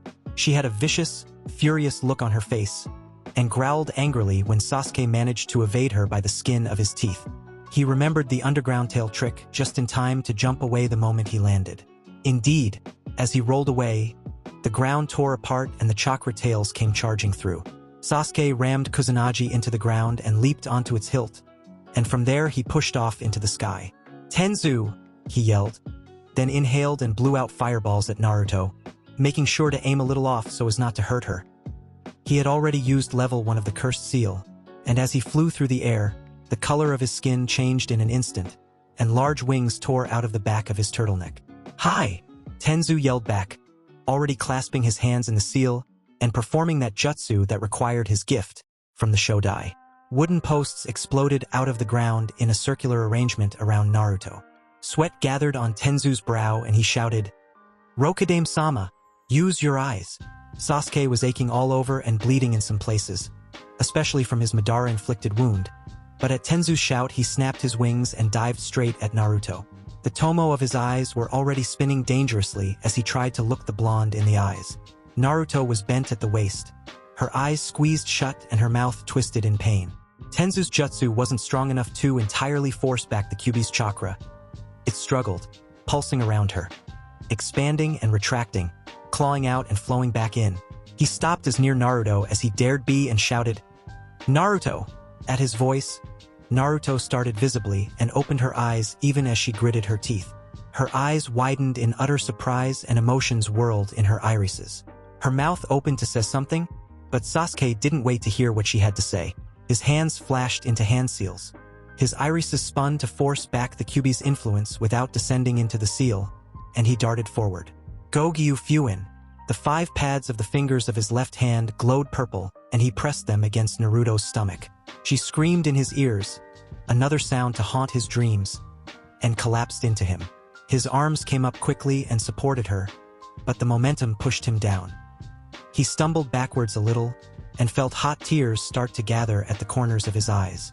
"Naruto's safe, inner Sasuke chanted deliriously. Sasuke looked up into Naruto's face and tightened his arms around her, ignoring the stab of pain it caused his blade wound. He retracted his wings and released the curse seal.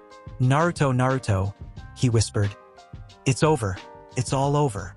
Naruto, on her part, looked dazed and panted harshly. She didn't seem to see Sasuke's face right in front of hers for a while. "I'm alive," she whispered, sounding shocked.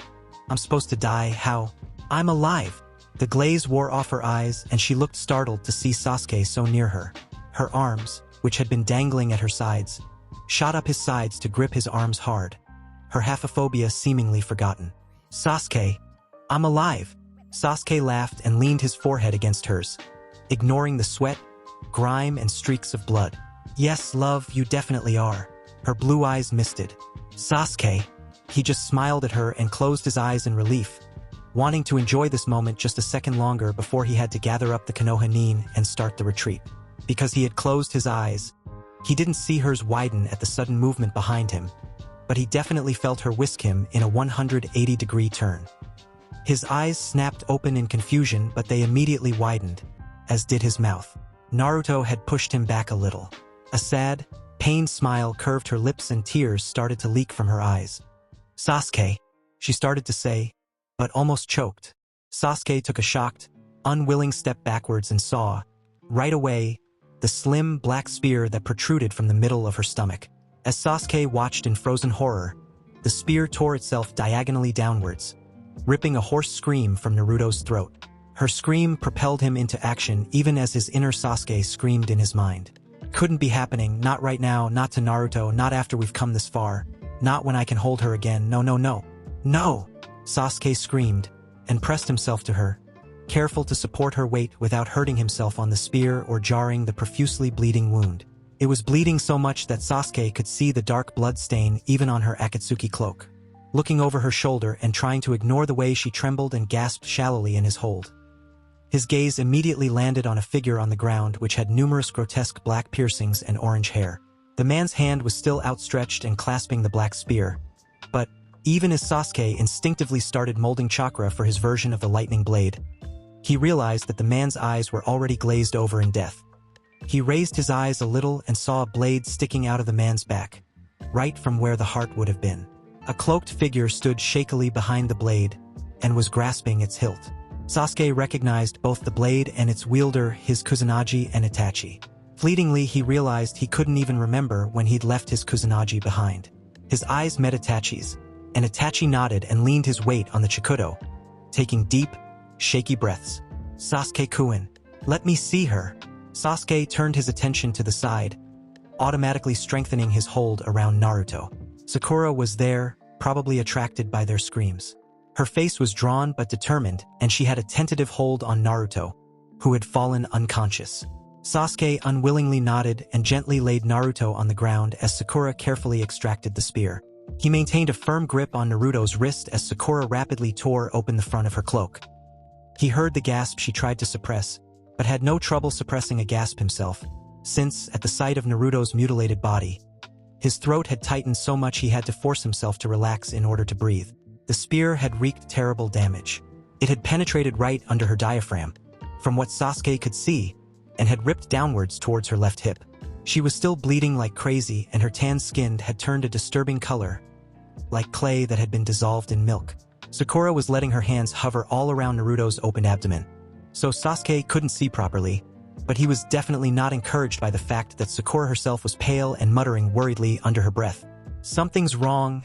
The Kyuubi's not healing her," Sakura muttered worriedly. Sasuke looked up. "I had to seal it. Tenzu's Mokutan Jutsu wasn't enough," he replied tersely. A shout interrupted his focus on what Sakura was doing. "Naruto!" An arm forcibly pushed Sasuke out of the way, but he didn't release his hold on Naruto's wrist, and stopped himself from lashing out only because it was Tsunade who had come. The older blonde's eyes were wide and worried, but after a few deep breaths she calmed herself down, though Sasuke saw her eyes glimmering with tears.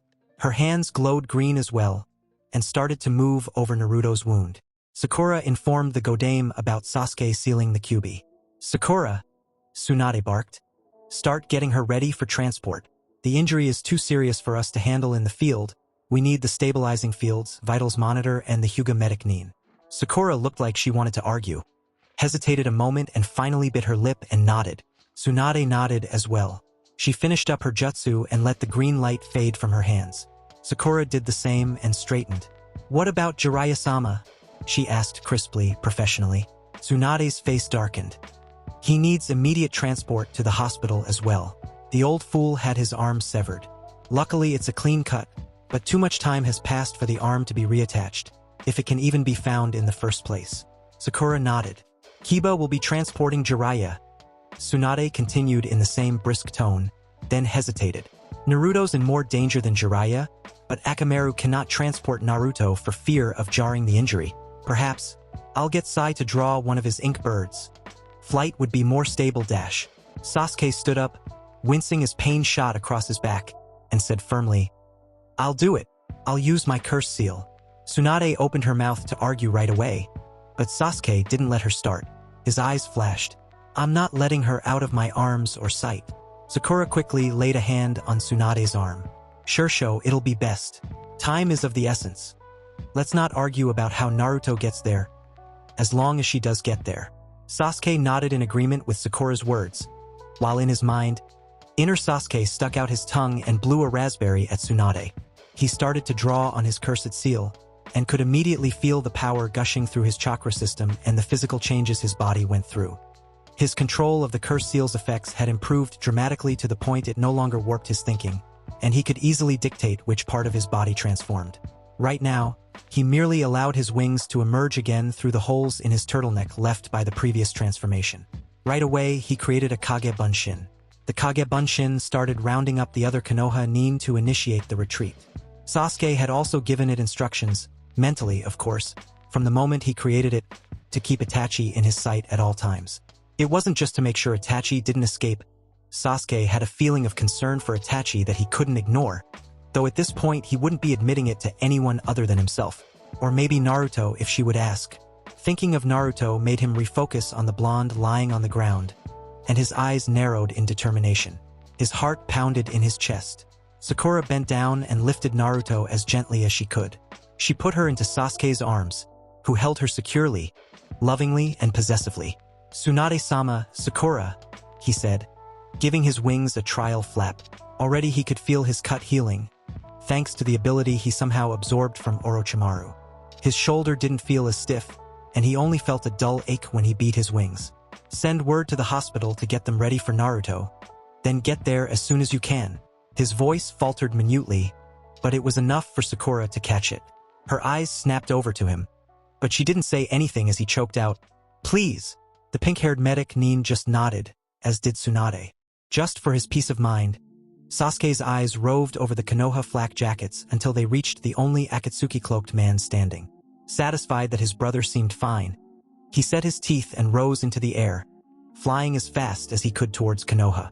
Sasuke angled his wings so that he could ride the air currents while expending minimal energy. The wind blew sharply across his face, so he had to duck his head a little. He was flying above the treetops, so he risked a glance at Naruto. She seemed as pale as she had been earlier, but Sasuke guessed it was a good sign that she wasn't getting worse.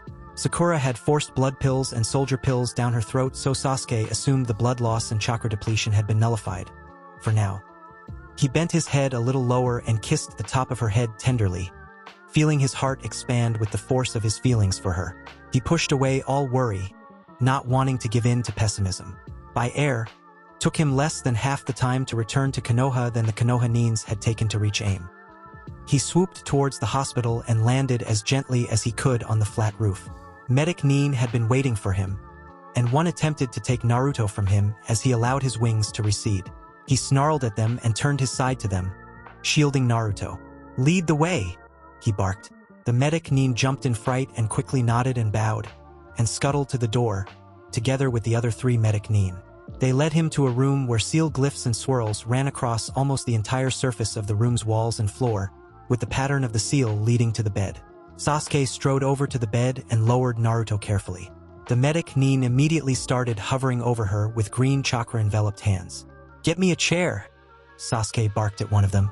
The medic nin looked at him in surprise. "Rokudame-sama? But you have to leave the room. No non-medics are allowed to be in the room when we start the procedure." The medic trailed off at the onset of Sasuke's glare. He quickly took a step back and bowed. "Hi, Rokudame-sama."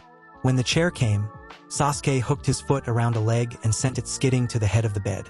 He sank into it and pulled Naruto's hand over to him and kept it between both of his as the medic Nin began by dispelling the stasis jutsu. Sasuke cringed when her blood began to flow again. A minute later, the medic Nin had the room-wide seal activated and glowing green. A whirl of chakra swept through the room, stirring Sasuke's bangs around his face. Sasuke gripped Naruto's hand hard as her face contorted in pain, even in her unconsciousness. He had to squeeze his eyes shut to stop the tears from dripping down. About an hour and a half after the medic Nin began, Sakura blew into the room and marched up to Naruto, and plunged right into work. A little of Sasuke's anxiety was alleviated. He quite trusted Sakura's skills as a medic Nin. He breathed in and out slowly, so as to keep himself from starting to worry. As he shifted his grip on Naruto's hand, his eyebrows lifted slightly in surprise when he encountered an unusual bulge under her glove. Before he could do anything about it, however, a stream of memories swept into his mind, and he sifted through them until he could confirm that Itachi had been seen to by a competent medic Nin and was resting peacefully in a hospital room of his own, with NBU guards around him. Sasuke sighed in relief, then turned his attention to the curious lump he was palpating. He pulled off Naruto's glove and froze when he saw what was lying in her palm.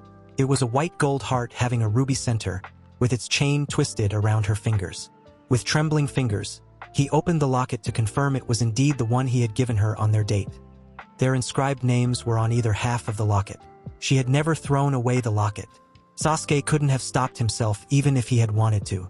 The events of the past few days, thoughts and worries of Itachi and Naruto and his feelings for Naruto all crowded his mind. His stoic composure broke and his shoulders shook as tears flowed freely down his face. He sobbed and sobbed, trying his best to stay silent. "Naruto," he whispered, and put her hand to his cheek, pressing it to his skin. "Naruto, Naruto." Sasuke awoke with a start, instantly alert with his Sharingan awakened and spinning madly. He clenched his jaw. He hadn't even realized he had fallen asleep. What made things worse was that right away he realized he was no longer in the same room that he'd brought Naruto to. This one looked like a normal ward, but one of the more exclusive ones.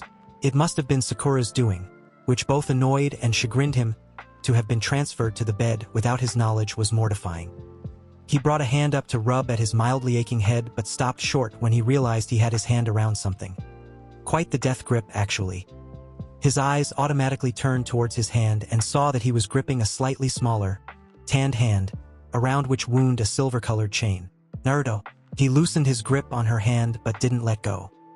His other hand came up from his side and gently stroked her face. She was unconscious. Sasuke hoped she was merely sleeping, and still pale, but had more color than what he last remembered. He brushed her hair out of her eyes and tucked it behind her ear. Her nose crinkled a little at that, but she just sighed softly and remained asleep. He realized that they were on separate beds that had been pushed together, probably due to the grip he had had on Naruto's hand. A brief smirk rose to his lips and disappeared. Yes, now that Naruto was back, he wasn't letting her go again.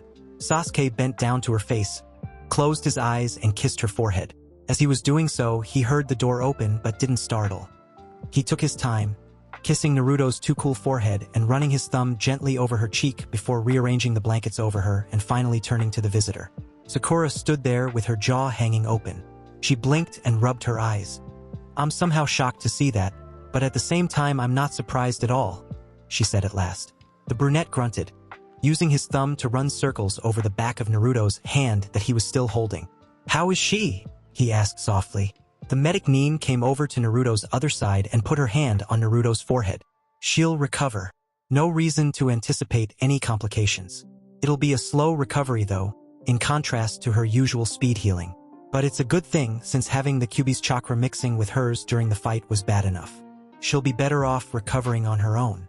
We had to put you both in the same room since you wouldn't let go." The last bit was said rather pointedly. Sakura picked up Naruto's other hand and held it, and rubbed it gently with her other hand. I'm pretty sure she'll be fine physically after some time, but I'm not sure of how she'll be mentally. Using so much of the Kyuubi's chakra might have irreversibly influenced her.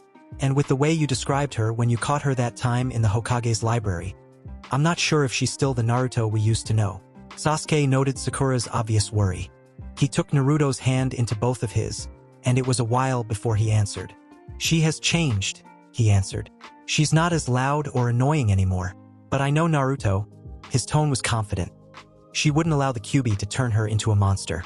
She's still Uzumaki Naruto. Or Namikaze Naruto. She's still Naruto." "You sound like you know her well," Sakura commented cautiously. Her sharp eyes were observing him intently. He glanced at her dismissively, then turned his attention back to Naruto's face, and reached out a hand to run his fingers through her hair like he'd always wanted to. "She's been to my house a few times after the library incident," he said at last. Sakura's eyebrows shot up. "What?" she nearly shouted, but managed to keep her voice down. Her hands trembled in anger. "She came to you and you concealed that from us." Sasuke didn't pause the movements of his fingers. After a few strokes, he ordered his thoughts and replied Sakura with a very brief, recap of the situations and times when Naruto had been to his house over the past year. Inner Sasuke smirked and smiled at the memories that he went over as he spoke. "I didn't inform anyone because I didn't want to give her any reason to stay away," he concluded, though that was mostly a lie. He hadn't told anyone because he hadn't even thought of it until the night Itachi had reappeared. He had wanted Naruto all to himself. Sakura clenched her jaw. Sasuke could tell she was restraining herself from punching his lights out, and he could understand how she felt, but he wasn't sorry for keeping Naruto's presence a secret. His ex-teammate drew a few deep breaths to calm herself and changed the topic slightly. "So I assume the Kazuha-san that we met at the Sakura festival was really Naruto in disguise?" she asked with a shaky smile. Sasuke nodded. "I see," Sakura said. She patted Naruto's hand and tucked it under the blanket. "She'll be discharged tomorrow, since all she really needs is rest. Tsunade-sama mentioned that she's willing to look after Narudash." "No!"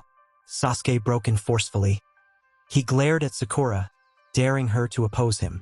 She obligingly glared back over Naruto's sleeping form. "Naruto will convalesce at my house. I will take care of her." He gripped Naruto's hand. "She's more familiar with my bedroom anyway." A strangled sound came from Sakura's throat. "What?" Sasuke quickly ran over what he had said, and inner Sasuke blushed on his behalf when he realized the implications of his words. Outwardly, he merely raised an eyebrow at Sakura. "You? And Naruto?" Sakura choked out with wide eyes. "You two slept together?" Absently thinking that Sakura had quite the perverted mind. Inner Sasuke smirked evilly and smugly, and Sasuke answered nonchalantly, "Yes, almost every night she was in my house." Sakura choked on her saliva. "But she has half a phobia." Sasuke merely raised an eyebrow again, as if to say, "What of it?" Sakura's mouth kept opening and closing, so Sasuke decided to take pity on her. He smirked inwardly as he explained, "She slept on my bed and I slept on the floor of my bedroom. This way her half-a-phobia was not an issue." It was a while before comprehension dawned on the pink-haired woman's face, and she clenched her fists and glared venomously at him. You, she gritted out. Sasuke finally allowed his smirk to show, and was a little taken aback when Sakura blew out a breath and gave him a small, fond smile. "It's good to have you back, Sasuke-kun." Sasuke grunted and turned away from Sakura. He had been unconsciously rubbing Naruto's hand tenderly while talking. Satisfied that she was out of danger, he decided to ask about the other person he was unwillingly concerned about. "What is Itachi's condition?" "He's fine as well. He had mild chakra depletion and a few serious injuries, but nothing our medic Neens couldn't handle. He was put in the room next to yours and had trusted ANBU guards. He was pronounced healthy in 2 days." Sasuke started to nod, then something caught his attention. 2 days? He asked. "How long have I been out?" 3 days, Sakura replied easily, with a slight smile at Sasuke's flabbergasted look. Without another word, he let go of Naruto's hand, slipped off the bed and quickly created a Kage Bunshin. His Kage Bunshin took his place on the bed and re-held Naruto's hand. Sasuke himself slipped out of the room with a nod to Sakura, ignoring her call to him as he left. He strode the few short steps down to the next door, but right away noticed the lack of any chakra signature, Itachi's or any others that would have signaled the ANBU guards. He tensed and quickly slid open the door to Itachi's room, but found, as he had expected, that the room was empty. He started to get alarmed. Had Itachi escaped? He whirled on his heel and rushed out, intent on getting to the Hokage tower, but Sakura stood in the doorway with a disapproving look. "What is it about men and their inability to listen?" she grumbled under her breath while shaking her head before informing Sasuke. Itachi had been granted leave by Tsunade-sama to travel outside Konoha. I don't know the specifics, only that he's expected back at sunset today. Sasuke stopped and breathed deeply a few times to dispel the panic that had threatened to set in at Itachi's absence. He turned to look at the sky through the window and noticed it was sunset already. Deciding quickly, he nodded at Sakura and slipped past her. He briskly made his way out of the hospital straight to the Hokage Tower, where the staff, who tried to express their joy at seeing him up and about, were impatiently interrupted by his questions. After finally ascertaining that Itachi had yet to return, he set off at a fast clip to the main gates. He reached there about halfway through sunset, where the guards verified that Itachi hadn't appeared yet. With a glance at the sky to confirm the time, he leaned against one side of the massive gate posts and settled to wait. If Itachi was to return by sunset, he wouldn't have to wait long. As he rested against the wooden structure, he realized that his shoulder was no longer hurting, and that he felt only a little of the deep fatigue that would have set in after such an intense battle. It would seem that the somewhat unintentional 3-day rest had done him good. He wondered what business Itachi had outside Konoha that was so urgent. Some enemy nin he had to eradicate? Some item he had to retrieve? While Sasuke had been idly pondering those possibilities, the sun had slipped below the horizon and lights had blinked on all over the village. Sasuke's anxiety returned. Itachi was a man of his word. Moreover, he had never failed to complete a mission. The brunette started pacing around with his hands clenched and rigid by his side.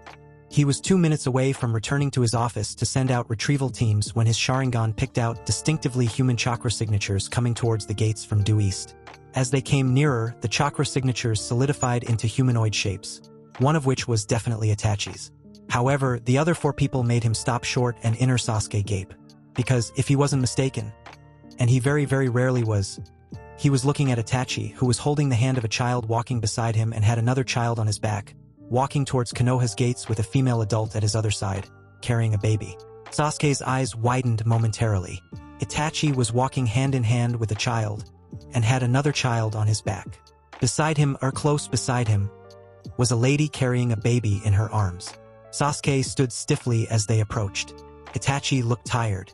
He nodded at Sasuke, then gestured the lady forward. She had pleasant features, or not particularly beautiful, but with a pleasant, if tired, expression. She had long dark hair that looked black in the semi-darkness. Her eyes were dark. He couldn't make out their color. She nodded respectfully at him as Itachi introduced her. "This is my wife, Harumi. Harumi. This is the Rokudaime Hokage, Uchiha Sasuke." Itachi let go of the little hand he was holding and pushed its owner forward with a gentle hand on her upper back. "My firstborn, Aiko."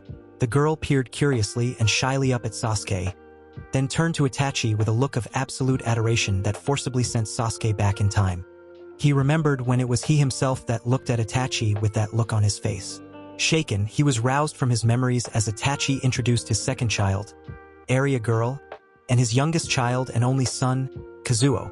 Sasuke was having a hard time taking it in, although he made sure it didn't show on his face. Itachi, with a family that would have been left fatherless if he'd had his revenge. Discreetly, he looked at the eldest girl and determined that she was about 4, at most 5 years old, but couldn't be sure if she'd been born or even conceived before or after his last big fight with Itachi, after which he'd been dragged back to Konoha by Naruto. From what he could make of the children's features, they definitely resembled Itachi. His heart beat painfully in his chest. Itachi's family, Sasuke's family. He hid his shaking hands by putting them behind his back and smiling as sincerely as he could at Itachi's eldest girl, which only turned out to be a small smile, but it was enough to send the little girl into hiding behind her father's legs, behind which she peeked out and smiled shyly at him. Her father. Sasuke still couldn't really wrap his head around the fact that Itachi was a father and had a family, and that, by default, Sasuke was an uncle. 3 times over. Inner Sasuke pulled at his bangs and shook his imaginary head wildly. "Rokudaime-sama," Itachi said in a respect-tinged but mostly blank tone. It was enough to make Sasuke pull himself together and shelve his thoughts with a mental wince at the term and tone Itachi addressed him with. "Welcome to Konoha," Sasuke said formally and bowed to his sister-in-law and the children. Aiko giggled behind Itachi's legs. Harumi bowed back. "Where will you be staying?" he inquired of Itachi. The older man looked at him. "Godaime-sama has allocated us rooms in the Hokage Tower," Itachi said. Sasuke shook his head right away. Stay in my apartment for the night. Then you can begin looking for a house. Sasuke rather surprised himself by his own offer. The fact that the Uchiha compound was still standing, empty and deserted, was carefully ignored by both the Uchiha men. I will be returning to the hospital. Naruto has yet to awaken. Itachi hesitated. Aiko yawned and rubbed her face in the back of his knee, and that seemed to decide him. Thank you, Rokudaime-sama, he said softly. Even his eyes were soft. It was obvious Itachi knew Sasuke still didn't quite know what to think of Itachi, and probably hadn't fully let go of his hatred yet. Sasuke himself certainly didn't know what his own thoughts were. Without saying anything else, Sasuke turned around and led the way to his apartment. The people they passed in the streets stared openly at the little procession, at least until Sasuke glared at them. They reached his apartment without incident. Sasuke unlocked the door and handed his keys to Itachi, telling him to use anything and everything he needed.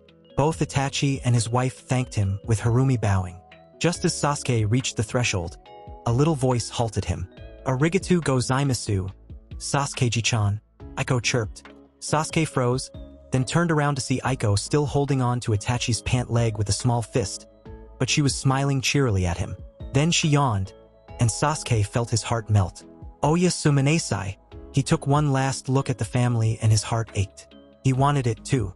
He wanted to be standing where Itachi was, with Naruto by his side and their children holding onto his pants and on his back, and he wanted Naruto carrying their youngest just like Harumi was doing. It took a huge effort, but he managed another small smile and nodded curtly. Oyasumi.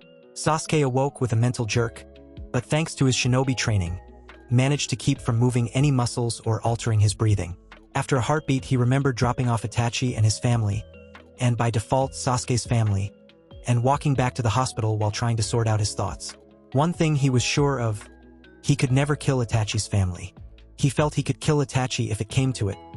He'd have to dredge up enough hatred from somewhere, though, because to his horror, he realized he no longer loathed Itachi with the same burning intensity he used to have. More distressingly, he discovered a small pocket deep in his mind that held on to the hope that Itachi was somehow innocent, that Itachi was and had always been the brother he'd adored. But he couldn't kill his nieces and nephew. Inner Sasuke's mouth worked comically as he tried out those words a few times. Nieces and nephew. Family. He wasn't sure if he could rob a family of their father in cold blood like this. Having scanned the chakra signatures in the ward first thing when he woke up and found none other than Naruto's, he exhaled gustily and sighed. He lifted a hand to rub at his forehead, but couldn't lift it high enough. Then he realized he had held onto Naruto's hand as soon as he had climbed into his bed. He squeezed his eyes tight, then opened them. An involuntary smile rose to his lips as he watched Naruto serenely asleep, bathed in the early morning sunlight. It was déjà vu. It was the morning of their Sakura festival date all over again, except this time, he got to see Naruto's natural blonde hair, lightly tanned skin and whisker marks, with a soft expression he'd never show anyone else. He reached over and lovingly ran the back of his hand over her cheek, and squeezed the hand he was holding. Her forehead wrinkled a little for a moment, but again she didn't wake. Inner Sasuke cooed in delight at her relaxed face. He turned on his side, still holding onto her hand, and settled to watch her. He was rubbing circles onto her hand with his thumb and running his fingers through her hair with his other hand when the door slid open quietly. He turned his head to look over his shoulder at the intruder, who glared at him with narrowed chocolate-brown eyes. Sakura had to convince me to allow you in the same room as Naruto, but I allowed it only because I would never have imagined this, Tsunade commented sharply. She closed the door behind her and stalked towards the open side of Naruto's bed. Her heels made irritated little clicks on the floor. Sasuke snorted softly and sat up, watching as Tsunade looked over Naruto. As if sensing his question, she said, "She's doing fine. She should wake up by today. Pulse is fine, blood pressure a little on the low side but nothing to worry about. Wounds healing a normal rate, color is good." The Godame straightened and pinned Sasuke with her sharp gaze. "Sakura tells me you want her in your house, that you want to take care of her.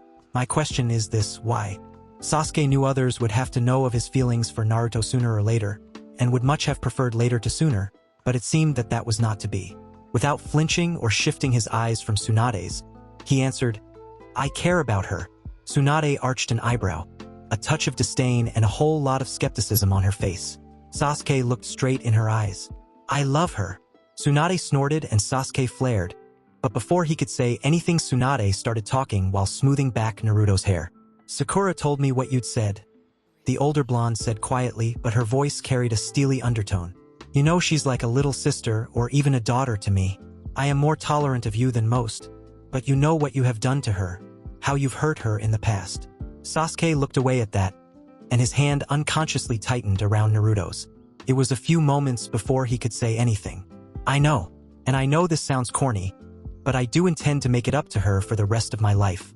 It was Tsunade's turn to be silent. She continued stroking Naruto's hair almost absently as she arranged her thoughts. How does Naruto feel about you? Sasuke rubbed Naruto's hand agitatedly. It was the only sign of uncertainty visible. The rest of him was as composed and closed off as usual. I am quite sure she has feelings for me, he answered, not quite sure which tense he should use to describe Naruto's feelings. He had been quite sure of her affection, hence his confession of his own feelings to her. And while on that same night she turned him down so harshly, after the Kyuubi had been subdued on the battlefield a few days ago, she certainly seemed happy to see him and hadn't objected to his touching her or even calling her love, if she had heard him, though. But he couldn't shake the feeling that he was right about her feelings for him. Tsunade raised an eyebrow at his answer, but Sasuke remained silent and looked down at Naruto instead, watching her blanket-covered chest rise and fall with each breath. She sighed. Sasuke looked up at her through the corner of his eyes. Fine, Tsunade sighed. Having worked with you, I know you are quite level-headed most of the time, she continued, with emphasis on the last part of the sentence, leaving no doubt she was referring to his years away with Orochimaru. Sasuke flushed a little, barely enough to be noticeable. I will give you the chance to speak to Naruto, but the moment she says no, you will have to stop pursuing her. I will be watching you, the older blonde warned. Sasuke flared. I understand your regard for her, but what happens between she and I is our business and no one else's, he said icily. He knew it wasn't the wisest thing to get on Tsunade's bad side when he wanted Naruto to stay by his side, but he couldn't help but be irritated at what he felt was her meddling in their affairs. I love Naruto. I will respect her decisions. But what I do not appreciate is you, or anyone else, telling us what to do. We are adults. Tsunade's eyes flashed. Watch your tongue, Uchiha. I'm giving you an opportunity here, and I'm making sure Naruto won't get hurt, no matter what the outcome. She exhaled heavily and glared at Sasuke, who naturally glared back. I'm only looking out for Naruto. I love her as well, and should you hurt her again, you will suffer. If I hurt her again, I'll present myself to you on a silver platter, Sasuke retorted heatedly. Tsunade's eyes narrowed at this, and she folded her arms across her chest and stared calculatingly at him. Then she turned on her heel and strode towards the door. Sasuke watched her, feeling vaguely perplexed. At the door, she turned around and glared at him. Well, she barked. Are you going to help me move her to your place, or what? Sasuke smoothed back Naruto's hair and made sure the blanket covered her adequately. It was like a burden he didn't know he had been carrying was lifted off his back when Tsunade agreed to let Naruto continue recovering at his apartment. He had felt so light, and a smile broke through his cool facade that Tsunade had involuntarily smiled back. She had left about 15 minutes ago, leaving him with a literal written list of instructions and warnings. He was to contact her by nightfall whether or not Naruto woke up during the day. He was to make sure she ate the vitamins and medicine Tsunade had left behind. He was to make sure she got enough rest, and he wasn't to agitate her by referring to things she didn't want to talk about. He was not to try to bathe her, or even help her undress. He was to call Sakura or Harumi, Itachi's wife, when Naruto needed help. They were to drop by twice daily anyways, once in the morning and another time at night. He was to alert Tsunade immediately should Naruto exhibit any unusual symptoms, whether physically or mentally. Sasuke snorted. He had taken one glance, more like it, at the list and tossed it somewhere out of sight. He knew how to take care of Naruto. He knew to alert Tsunade should anything go wrong, and he knew better than to peek at Naruto. Inner Sasuke fervently lamented Sasuke's respect for Naruto's privacy. The perv. Sasuke shook his head to rid himself of the interesting thoughts inner Sasuke was picturing. He willed down the blush on his face and gave the blanket a last pat, and leaned down to kiss Naruto's forehead. That was all he was willing to allow himself. He wasn't going to touch her lips until she allowed him to. He sighed and stood up to head to the kitchen to find something for himself to eat, as well to organize Naruto's medication and supplements. That was the only thing on Tsunade's list he had paid attention to. As he was about to walk through the doorway, he heard a soft sigh from the bed. Eyes widening and heart pounding in hope, he spun around and rushed to the bedside. "Naruto?" he called softly with trepidation. His pulse was racing as he bent over her concernedly. "Naruto, Sai?" She moaned softly and her face scrunched up a little. Sasuke could see her eyes moving under her eyelids for a few seconds before she blinked them open and stared at him dazedly. Her eyes narrowed with the effort of trying to focus on his face. "Naruto." She seemed to recognize his voice because she smiled softly. She still looked a little unfocused, but she shakily raised a hand to his face that was bent over her and cupped his cheek. "Sasuke," she whispered. Sasuke could feel his eyes start to prickle, and his heart was so light, he felt like he was floating. "Naruto Sai," he whispered back, his voice cracking with the relief he was feeling, relief that she was all right, relief that she didn't hate him, that somehow she hadn't meant what she had said that night. Naruto smiled back at him, then yawned. He smiled back at her and stroked her cheek, loving how she leaned into his touch. "Go to sleep, love," he told her softly. "You still need to rest." She yawned again and closed her eyes, nodding. In just a few moments her breathing had evened out and her mouth fell open a little as she slept. Sasuke chuckled lightly and traced her lower lip with his thumb, then kissed her forehead and left her to sleep. It seemed that Sasuke had been counting his kills a little early. After Naruto had gone back to sleep, he had sent out a message using his snake summons. He knew the Konoha shinobi didn't like seeing his summons, which reminded them of Orochimaru, but he didn't care. He hadn't wanted to leave Naruto alone in the house, even if there was an ANBU squad stationed outside. His message had Tsunade appearing within the minute with Sakura and Shizune by her side. The three medics had crowded his bedroom and forced him into a miserable corner to watch as they fussed over the sleeping blonde. Sasuke had barely managed to keep a pout off his face as inner Sasuke sulked. Finally, after much talk that he hadn't really listened to, they had left, and Sasuke, after checking that Naruto was sleeping nicely, had gone into his kitchen and prepared his dinner, a cup of instant ramen, left over from the stash he had been keeping for Naruto. As he sat eating his dinner, a smile had sprung to his face as he reminisced about the first time Naruto had appeared in his kitchen. After dinner he had gotten a spare blanket and pillow, and went to sleep leaning on the mattress Naruto was on, as had been usual. And then when Naruto had woken up in the morning, things started going south. She had woken up before him, and when he opened his eyes, she was staring at him. Through his sleep-induced stupor, the corner of his lips quirked up at her.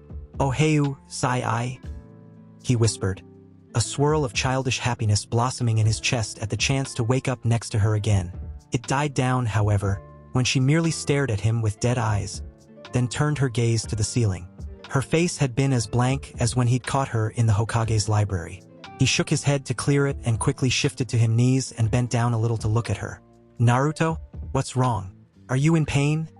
he asked quickly. His eyes moved over her entire form in concern, but he couldn't spot anything amiss. "Naruto."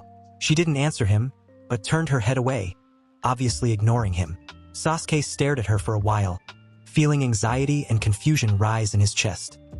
He ran his fingers through his hair and scratched his scalp, then rose to his feet. He lowered a hand and tenderly swept her hair off her forehead, trying to convey his feelings through his touch. She didn't respond, not to recoil or even flinch from his touch. Sasuke bit his lip. "Either Sakura or Harumi, she's Itachi's wife, will be coming over every morning and evening to help you with your necessities," he said, his words stumbling a little when mentioning Itachi's name and family. She didn't twitch. "I sealed the Kyuubi's chakra with the Gogyu Fuin when Tenzu couldn't force the Kyuubi back. Tsunade says it's actually a good thing because although the Kyuubi's chakra would have accelerated your healing, it would have been detrimental in the long run. She left some medicines you're to take." He paused and took a breath. "I'll just go freshen up now and get us some breakfast, all right?" She didn't answer. He just looked at her quietly for a bit, then went to freshen himself up and head to the kitchen to look for something to eat. The state of his cupboards and refrigerator was embarrassingly bare, so he sent out a Kage Bunshin to the market. While waiting for it to come back, he prepared a pot of green tea. Just as he turned off the stove, he felt chakra signatures approach his front door. Frowning lightly, he poured the hot water into the teapot and went to answer the door as a series of smart knocks were heard. He opened the door to find a small crowd outside and let his frown deepen. "What?" he growled. Sakura, who was standing right at the front with Hyuga by her side, smiled cheerfully at him. "Why, aren't you the picture of joy this morning, Sasuke-kun? Slept well?" He scowled at her and heard a soft, amused sound from behind her head. Ignoring the answering scowl, Hyuga shot at him with practiced ease.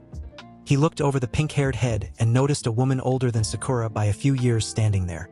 She had long brown hair that was tied behind her head and was dressed in a simple yukata. Her features, though not exceptionally pretty, were quite pleasant and quietly friendly. Her lips were corked up at the corners and her eyes had twinkles of amusement. At the sound, Sakura turned her head and looked at the woman, whom, after a moment, Sasuke recognized as his sister Erangle, as Itachi's wife. Sasuke couldn't see what Sakura's face looked like, but Harumi's amusement became just a little more obvious. "Anu, Uchiha-sama," came a quiet, sweet voice behind Hyuga's big lump of a body. Hyuga automatically moved to the side and allowed his cousin to step up. Hinata smiled at Sasuke, who nodded back. "Please forgive the intrusion.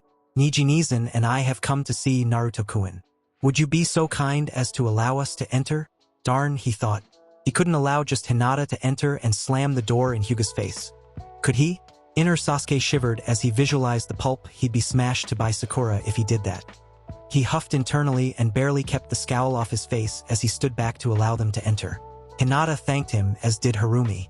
Harumi was the last to enter on purpose, it seemed, because she was waiting for Sasuke when he turned around from closing the door. "Rokudame-sama," she said with a smile. "I haven't had the chance to thank you for allowing us to stay in your home, despite the bad blood between you and Itachi." Sasuke's surprise at her knowledge of how things stood between him and Itachi must have shown on his face, because she smiled again and continued, "There are no secrets between Itachi and I, unless it pertains to his duties as a shinobi. I know how things stand between you and Itachi, and he is as grateful as I that you would grant us your hospitality despite that. Touched, too. But of course he won't be admitting that too easily." She gave him a conspirator's smile as she paused, as if they were sharing an inside joke. Sasuke's eyebrows rose in spite of himself. She just half smiled, then looked questioningly at him. "I hope everything was left just the way you keep it? Itachi mentioned how you like to keep your things in order. I'm pretty sure Eri didn't draw on your walls. She's at that age where any flat surface is a blank canvas to her, and I made sure to keep all the brushes." "Uchiha Sasuke." Sakura's voice bellowed loudly throughout his quiet house as she stomped up to him. Her face was positively thunderous. "What did you do to her? What did you say to upset her, you bastard?" Her Hyuga shadow followed at her heels like a faithful puppy, mirroring her expression. Sasuke looked coldly at her and made a bit of a show of turning back to Harumi. "No, please do not worry. I did not find anything amiss. You are much welcome," he told her politely, and saw how her eyes sparkled with mischief though her face was a polite mask. His lips, out of Sakura's sight, quirked in amusement, involuntarily. His face and eyes became cold as he turned back to the couple, though. "I did not do anything to her. I did not say anything to her except to inform her of her condition and the arrangements made for help with her personal hygiene," he said icily, his eyes flashing at the idea that Sakura would think so negatively of him. He wouldn't do or say anything to purposely hurt Naruto. Sakura stopped short and bit her lip. A second later, a contrite look passed over her face. Hyuga, however, continued to glare at him. "You'd better not hurt her, Uchiha," he said in his smooth voice. The threat was unmistakable. "I don't know how you managed to convince Godame-sama to agree to this, but one wrong move and it will be your last." The very air in the apartment seemed to freeze as Sasuke's killing intent escaped his control. Remembering Naruto in his bedroom, he closed his eyes when he felt the Sharingan start to manifest and took a few deep breaths, willing himself to stop oozing killing intent. When he opened his eyes again, he glared at Hyuga and strode off to his bedroom without a word.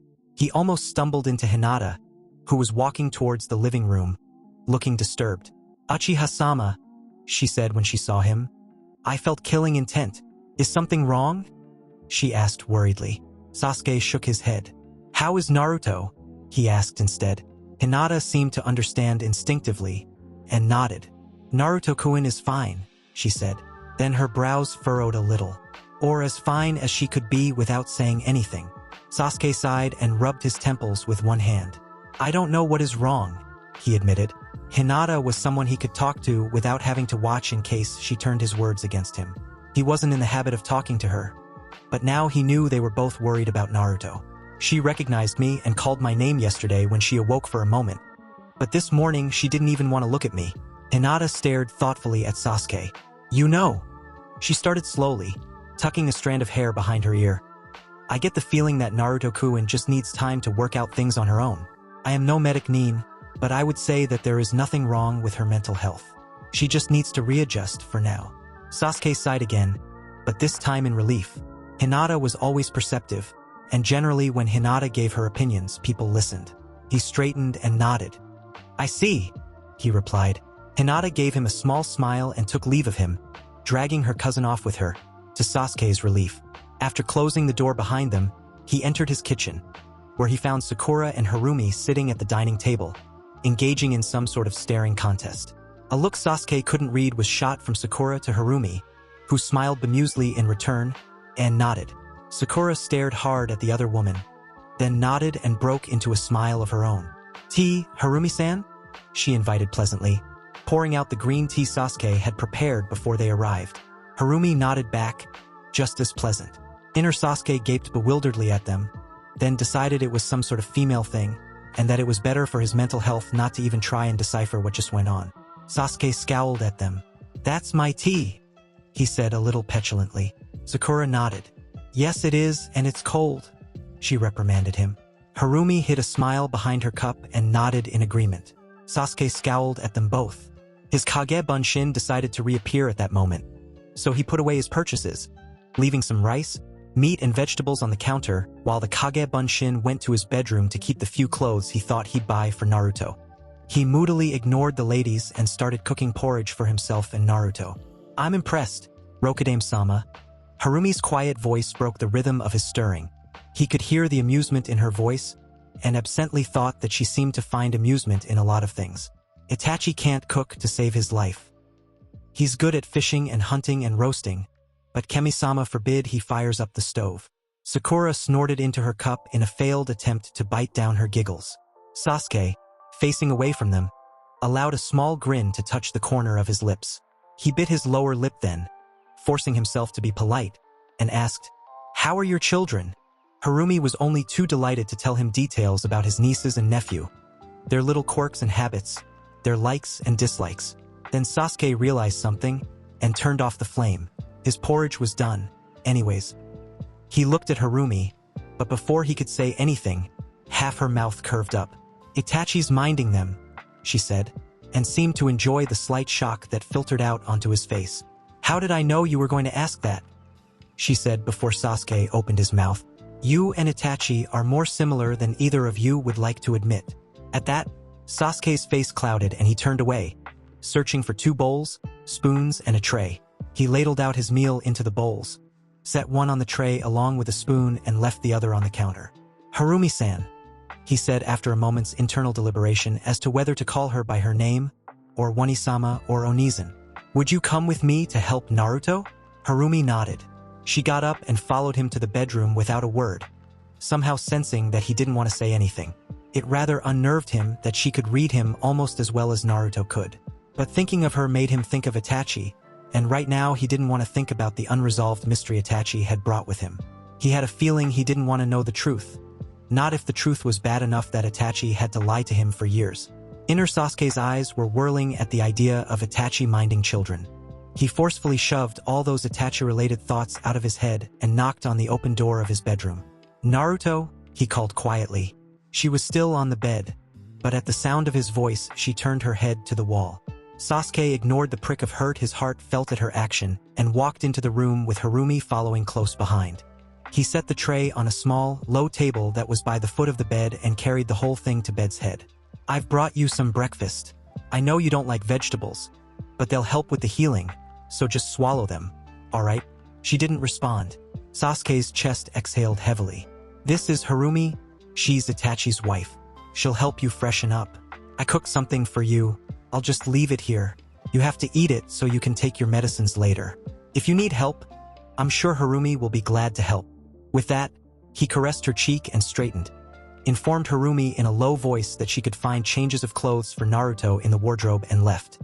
He just shook his head when Sakura heard him enter and turned around to look up hopefully at him, and went to get his own breakfast, only to realize that a significant portion of the porridge left in the pot had disappeared. He turned and scowled at Sakura, who grinned brightly at him and lifted his bowl, now empty, for him to see.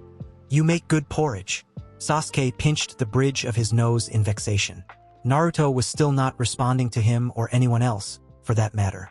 She flinched when Harumi, Sakura, Tsunade, Shizune or Kakashi tried to touch her, but allowed contact when they approached slowly and the contact was brief. She had not eaten anything yesterday, only drinking from the glass of water Sasuke had left at the bedside, and only when he wasn't looking. She refused to eat her medicines. Not that Sasuke or anyone else could force them down her throat, since they had to be taken after meals. After Harumi had reported that Naruto hadn't eaten breakfast yesterday, Sakura had gone to see the blonde herself, then sent out for reinforcements in the form of Tsunade, Shizune, Kakashi, and Iruka. Naruto tolerated Iruka's touch a little more than the others, in that she only moved out of contact after a few seconds. The only person who could touch her without a negative response was Sasuke, but nothing he or anyone else said could get her to eat, or even look in their direction. He had gone to the office this morning after hardly sleeping at all last night to clear up some paperwork piled up in his office due to his absence, and was feeling tired, but still when he returned he had lifted her into a sitting position on the bed, and when he was sure she was leaning against the headrest comfortably, he sat on the bed and turned to face her. He folded one leg on the mattress in front of him and rested his left hand on it. "Naruto," he said, looking directly at her, though she was looking down listlessly at her hands. "What's wrong, Sai? You being so quiet, so unresponsive. It's worrying me, and not me alone. Was it something I have said or done?" The blonde just sighed and averted her eyes to her right, where her fingers were tracing patterns on the blanket. Sasuke wasn't to be discouraged. "Love," he tried again. "Tell me what's wrong. Or even if you can't stand the sight of me and don't want to ever see me again." His voice faltered and his heart constricted painfully at that possibility. "At least eat something and get better." He looked over at her hands and his mouth went dry when he realized the necklace he had given her was no longer wrapped around either hand. Bile rose quickly in his throat, but he forced it down. He clenched his jaw to force back a wave of emotion and swung his leg down again. "You know I love you, Naruto," he said in a quiet voice. His head hung low and he squeezed his eyes shut because of the burning feeling at the back of them. "And it pains me to see you neglecting your own health like this. If you're doing this to get back at me, just stop it. Get well. Then I'll give you free rein to do what you think I deserve." He stood, then slid to the floor and rested his head against the mattress in his usual position. "I need to sleep. There's porridge in the pot on the stove if you get hungry. Even Sakura says my cooking is nice. Then your medicine is on the kitchen table together with the instructions, and I've kept some tea in the fridge if you want it, but don't eat any ramen yet, 'cause Tsunade said." His voice became softer and softer, his eyes heavier and heavier, and he didn't even realize he never finished his sentence. He felt as if he was slowly floating out of the darkness into the light. He felt his head being rubbed, and if he could, he would have purred.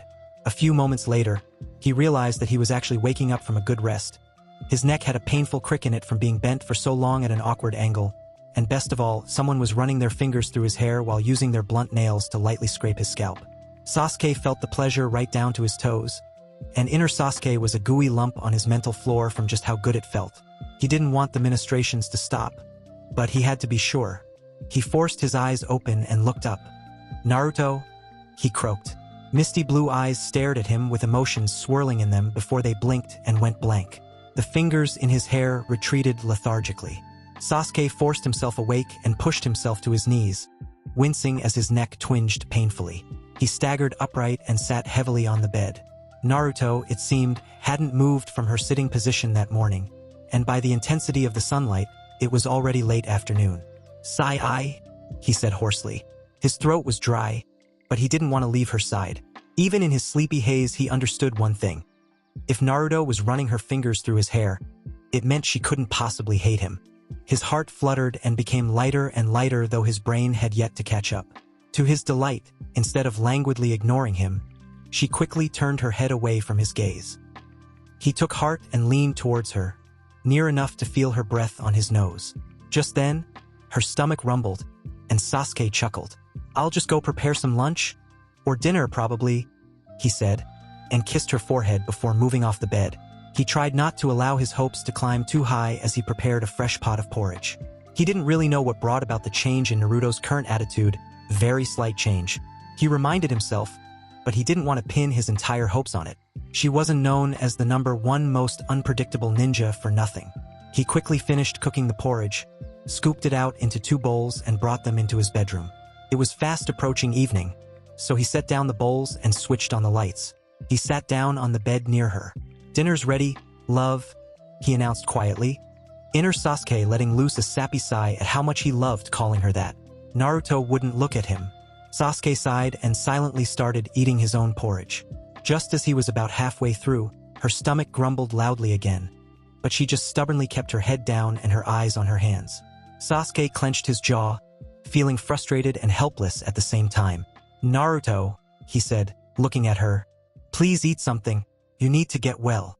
She turned her head away from him and stared at where the bed met the wall. Sasuke closed his eyes for a moment, and in that moment, inner Sasuke was struck with an idea that made him grin and leer at the same time. Sasuke forced the blush back, but acting on the idea before he lost his nerve. He quickly opened his eyes and shuffled his bum nearer to Naruto until he was sitting beside her, and when he twisted at his waist slightly, he faced directly. He saw her stiffen a little but ignored that. Instead, he swallowed as best as he could to dry his mouth. Then, with slightly trembling fingers, fed himself a spoonful of warm porridge and kept it in his mouth. Then, with those still slightly shaky fingers, he gently caught her chin and turned her head to face him. And, not giving her time to react, he leaned forward and pressed his lips against hers.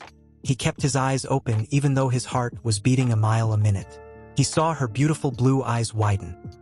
He opened his mouth slightly to allow the porridge to touch her lips, and as he had anticipated, fervently hoped her lips parted reflexively, and he opened his mouth wider and pushed the porridge into her slack mouth. He molded his lips over hers and gently forced them shut, and then moved back and watched her with what he was sure was a blush on his cheeks. He licked his lips and swallowed the bit of porridge left in his mouth as he watched her, hoping that she wouldn't have found what he'd just done disgusting. He'd only just realized that she might feel revolted by how he'd decided to force-feed her. His chest tightened nervously. Naruto stared back at him in apparent shock, her eyes wide and staring right at him. Then, so slowly that his fists clenched involuntarily, her mouth moved and she swallowed. Inner Sasuke danced around, gloating at the fact that he got her to eat, and that he got to kiss her at the same time, conveniently forgetting that he'd promised himself not to kiss her on the lips until she allowed it. The mental apparition flopped to his mental floor, giggling as it replayed the memory and feel of his mouth over hers. Sasuke himself barely stopped Inner Sasuke's giggle from forming on his own lips. He gave himself a mental shake and watched her swallow the mouthful. He let himself smirk, and saw her eyes narrow at that familiar expression of his. "So," he said in a slightly husky voice, "are you going to eat, or would you like me to continue to feed you?" He picked up her bowl and spoon and held them out to her. "Because I definitely do not mind feeding you." His smirk widened and he felt his chest lighten when her eyes widened then narrowed at his threat, and she quickly grabbed the bowl and spoon and began eating. She had a sullen expression and her movements were rebellious. But Sasuke was just happy that she was eating. The unmistakable tinge of red splashed across her face thrilled him. Though, when she was done, she put the bowl down hard on the bedside table. Clattered, but Sasuke didn't care. He smiled at her. Pink tinged her cheeks and she turned to the side to avoid his eyes. Then her stomach rumbled loudly. Sasuke laughed softly, feeling relief flood his mind. "So," he said with a smug grin, "seconds?" She ate on her own after that, though she glared at him every time he handed her her bowl. He just smirked at her and sat down beside her to eat his own meal. She ate her medicines without fuss, though she did it sullenly. Sasuke would just smile at her, which earned him a glare he'd chuckle at each time. Sakura had been delighted to see Naruto eating when she dropped by in the evening, and nearly hugged the blonde on impulse. It was only the way Naruto stiffened when she threw open her arms that stopped her from touching the blonde. Inner Sasuke stuck out his tongue at Sakura, childishly pleased that Naruto allowed only Sasuke to touch her. He'd fallen asleep in his usual position, and when he woke up he'd decided not to go to the office this morning. Instead, he'd decided he wanted to pamper Naruto, to show her in actions as well as the words he'd been using that he loved her. He had told the absolute truth when he told her, as well as Tsunade, that he wanted to make it up to her for the rest of his life, and he'd figured that it wasn't too soon to start now.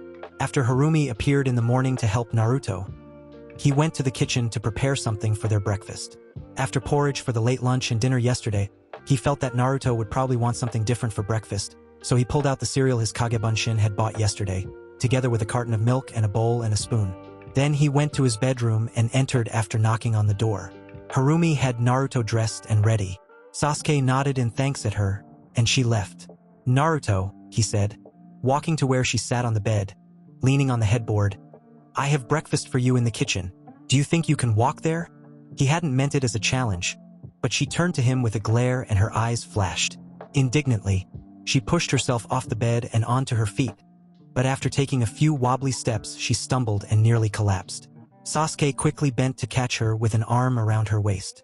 Ignoring her scowl, he hooked his other arm under her knees and tenderly swung her up, and carried her to the kitchen bridal style. Naruto's cheeks flamed and she started struggling. "Stop that," Sasuke told her sternly. "You might reopen your stomach injury." He adjusted his hold on her and walked down the corridor to the kitchen. "I'm not doing this to embarrass you. I'm doing this because you need help right now, and because I love you." She stilled at that. Sasuke himself felt a rush of feelings at his admission, and pulled her closer to him. He couldn't resist the impulse to turn his head to hers and nuzzle her cheek. He kissed the top of her head and felt her stiffen, then curl a little into him. He tightened his arms around her and carried her into the kitchen, and lowered her into her usual chair. "I'll be back in a minute," he told her in a low voice, still feeling a little overcome by his emotions and the memory of the feel of her so close to him in his arms. "I just need to freshen up. Go ahead and start breakfast without me." He went to the bathroom to get about his morning routine, then joined her for breakfast. It was quiet, but the silence was not oppressive. Sasuke, for one, never minded quiet, and it reminded him of their date, when they'd walked through the village and rested in the field quietly, just enjoying each other's presence. He did notice, though, that while Naruto's face was devoid of expression, her eyes would slide over to him, as if she was trying to figure out his motive behind his niceness. He gave no indication that he'd noticed her movements. When they were done, he washed the dirty dishes and moved to carry her, but she stubbornly stood to her feet on her own. He sighed. "Would you like to go back to bed or to the living room?" he asked, feeling that she would probably be sick of the bedroom by now. She nodded when he mentioned the living room, so he slid a hand around her waist, for which she glared at him and he glared back, and supported her to his living room. She indicated she wanted to sit on the sofa, so he led her there and propped cushions behind her when she sat. Then he kissed her forehead, sat down in his armchair and started reading some scrolls, part of the backlog of work. He hadn't realized when his eyes had slipped shut, but when he awoke with a jerk, there was one thing he realized at once. Naruto wasn't where he'd left her. He opened his eyes and immediately realized that Naruto wasn't where he'd left her earlier. A tendril of worry crept into his mind as he rolled up the scroll and stood up. "Naruto?" he called, not expecting a reply but listening for any telltale sounds that would point out to him where she was. "Naruto, love?" She was repressing her chakra very effectively if she was still in the apartment, since he couldn't sense her at all. Slivers of panic started working their way into his thoughts. "Naruto, Sai." He knew the possibility of her managing to leave the apartment was very low, since he had an ANBU squad positioned around it. They would have noticed if she tried to leave. But then again, she'd fooled them every single time she'd snuck into Konoha before the battle a few days ago. Naruto? She wasn't in the kitchen the first place he'd looked. She wasn't in the bedroom and not in the bathroom either. After looking in the bathroom, Sasuke had effectively run out of rooms in which to look for the blonde. His heart started pounding in his chest. Naruto. He couldn't lose her now, not after everything. It would be terribly ironic if she were to leave now when things were starting to get better, after all the effort Sasuke had put in to bring her back in the first place. He quickly backtracked to the kitchen and opened the window, intent on calling the ANBU to flay them alive for letting Naruto escape under their noses when a flash of yellow caught his eye. A stab of hope shot through his heart and he leaned out the window and craned his neck towards where he'd seen the color. And there, to his immense relief, was Naruto. She was sitting on a stone bench on the tiny balcony that was accessible from a door tucked in a forgotten corner in his kitchen. The balcony had originally been intended for hanging out laundry to dry in the sun, and Sasuke had noted the door that was partially disguised as part of the shelving when he'd first moved in, because every shinobi worth their chakra noted all entry and exit points in a room or building. He'd never set foot out there, though, so he had quite forgotten about it. He strode across the kitchen and grabbed the handle of the hidden door, opened it and sagged against the door jamb. "Naruto," he half sighed and half growled. "Didn't you hear me call you?" You had me worried. She lethargically turned her head away from him to face the other direction. He bit his cheek to stop himself from blurting out something caustic, and instead just leaned against the door jamb and watched her. She had regained most of her color, and no longer looked so pale. She must still be tired, Sasuke thought, because she was leaning rather heavily against the wall. He hoped she hadn't fallen when she'd made her way here. He sighed silently and watched the way the sunlight highlighted the beautiful gold of her hair. A few minutes into his daydreams, an ANBU member appeared and dropped to one knee in front of them both. "Rokudame-sama, Namike-sama," he barked out. Sasuke straightened and nodded, businesslike, while Naruto mulishly kept her head averted. The ANBU operative continued. "Godame-sama sends her compliments, and requests that Rokudame-sama and Namike-sama be available for a meeting in 30 minutes. Sasuke wondered what the meeting was about. He knew Tsunade wasn't the type to bother with anything that wasn't important. He nodded at the ANBU operative. "My compliments to the Godame, and let her know we will be there." The ANBU operative nodded respectfully and disappeared. Sasuke turned to Naruto. "Would you like something to eat? You must be hungry since it's mid-afternoon, and the last we ate was in the morning." She persisted in looking away, so with a loud sigh Sasuke looped his arms around her and lifted her up, and carried her back into the apartment. She started struggling initially, but after one wince, probably because of the pain from her stomach wound, Sasuke thought, she stopped. She looked away from him, glaring furiously at nothing in particular. Sasuke assumed she was going to pointedly ignore him for some time, based on how angry she looked, but he hadn't anticipated her reaction once he lowered her into a kitchen chair. "I'll cook something for us to eat, all right, love?" he'd said. Then she'd exploded. "Why do you keep calling me that?" she shouted. He turned his back, and at the sound of her voice he whirled around. "Why do you keep calling me that? And why are you doing all this?" Sasuke stared at her, wondering if he hadn't made his motives clear enough. "Because you need to get better, and because I love you, like I said." She stood to her feet and gripped the back of her chair with one hand for support. She glared at him angrily. "Stop saying that. Stop saying that. Stop saying things you don't mean." Sasuke snapped to attention and looked at her intensely across the table. She faltered a little. "Why do you think I don't mean it? You know me? I don't say things I don't mean. If I keep saying I love you, it's because I mean it. Love you."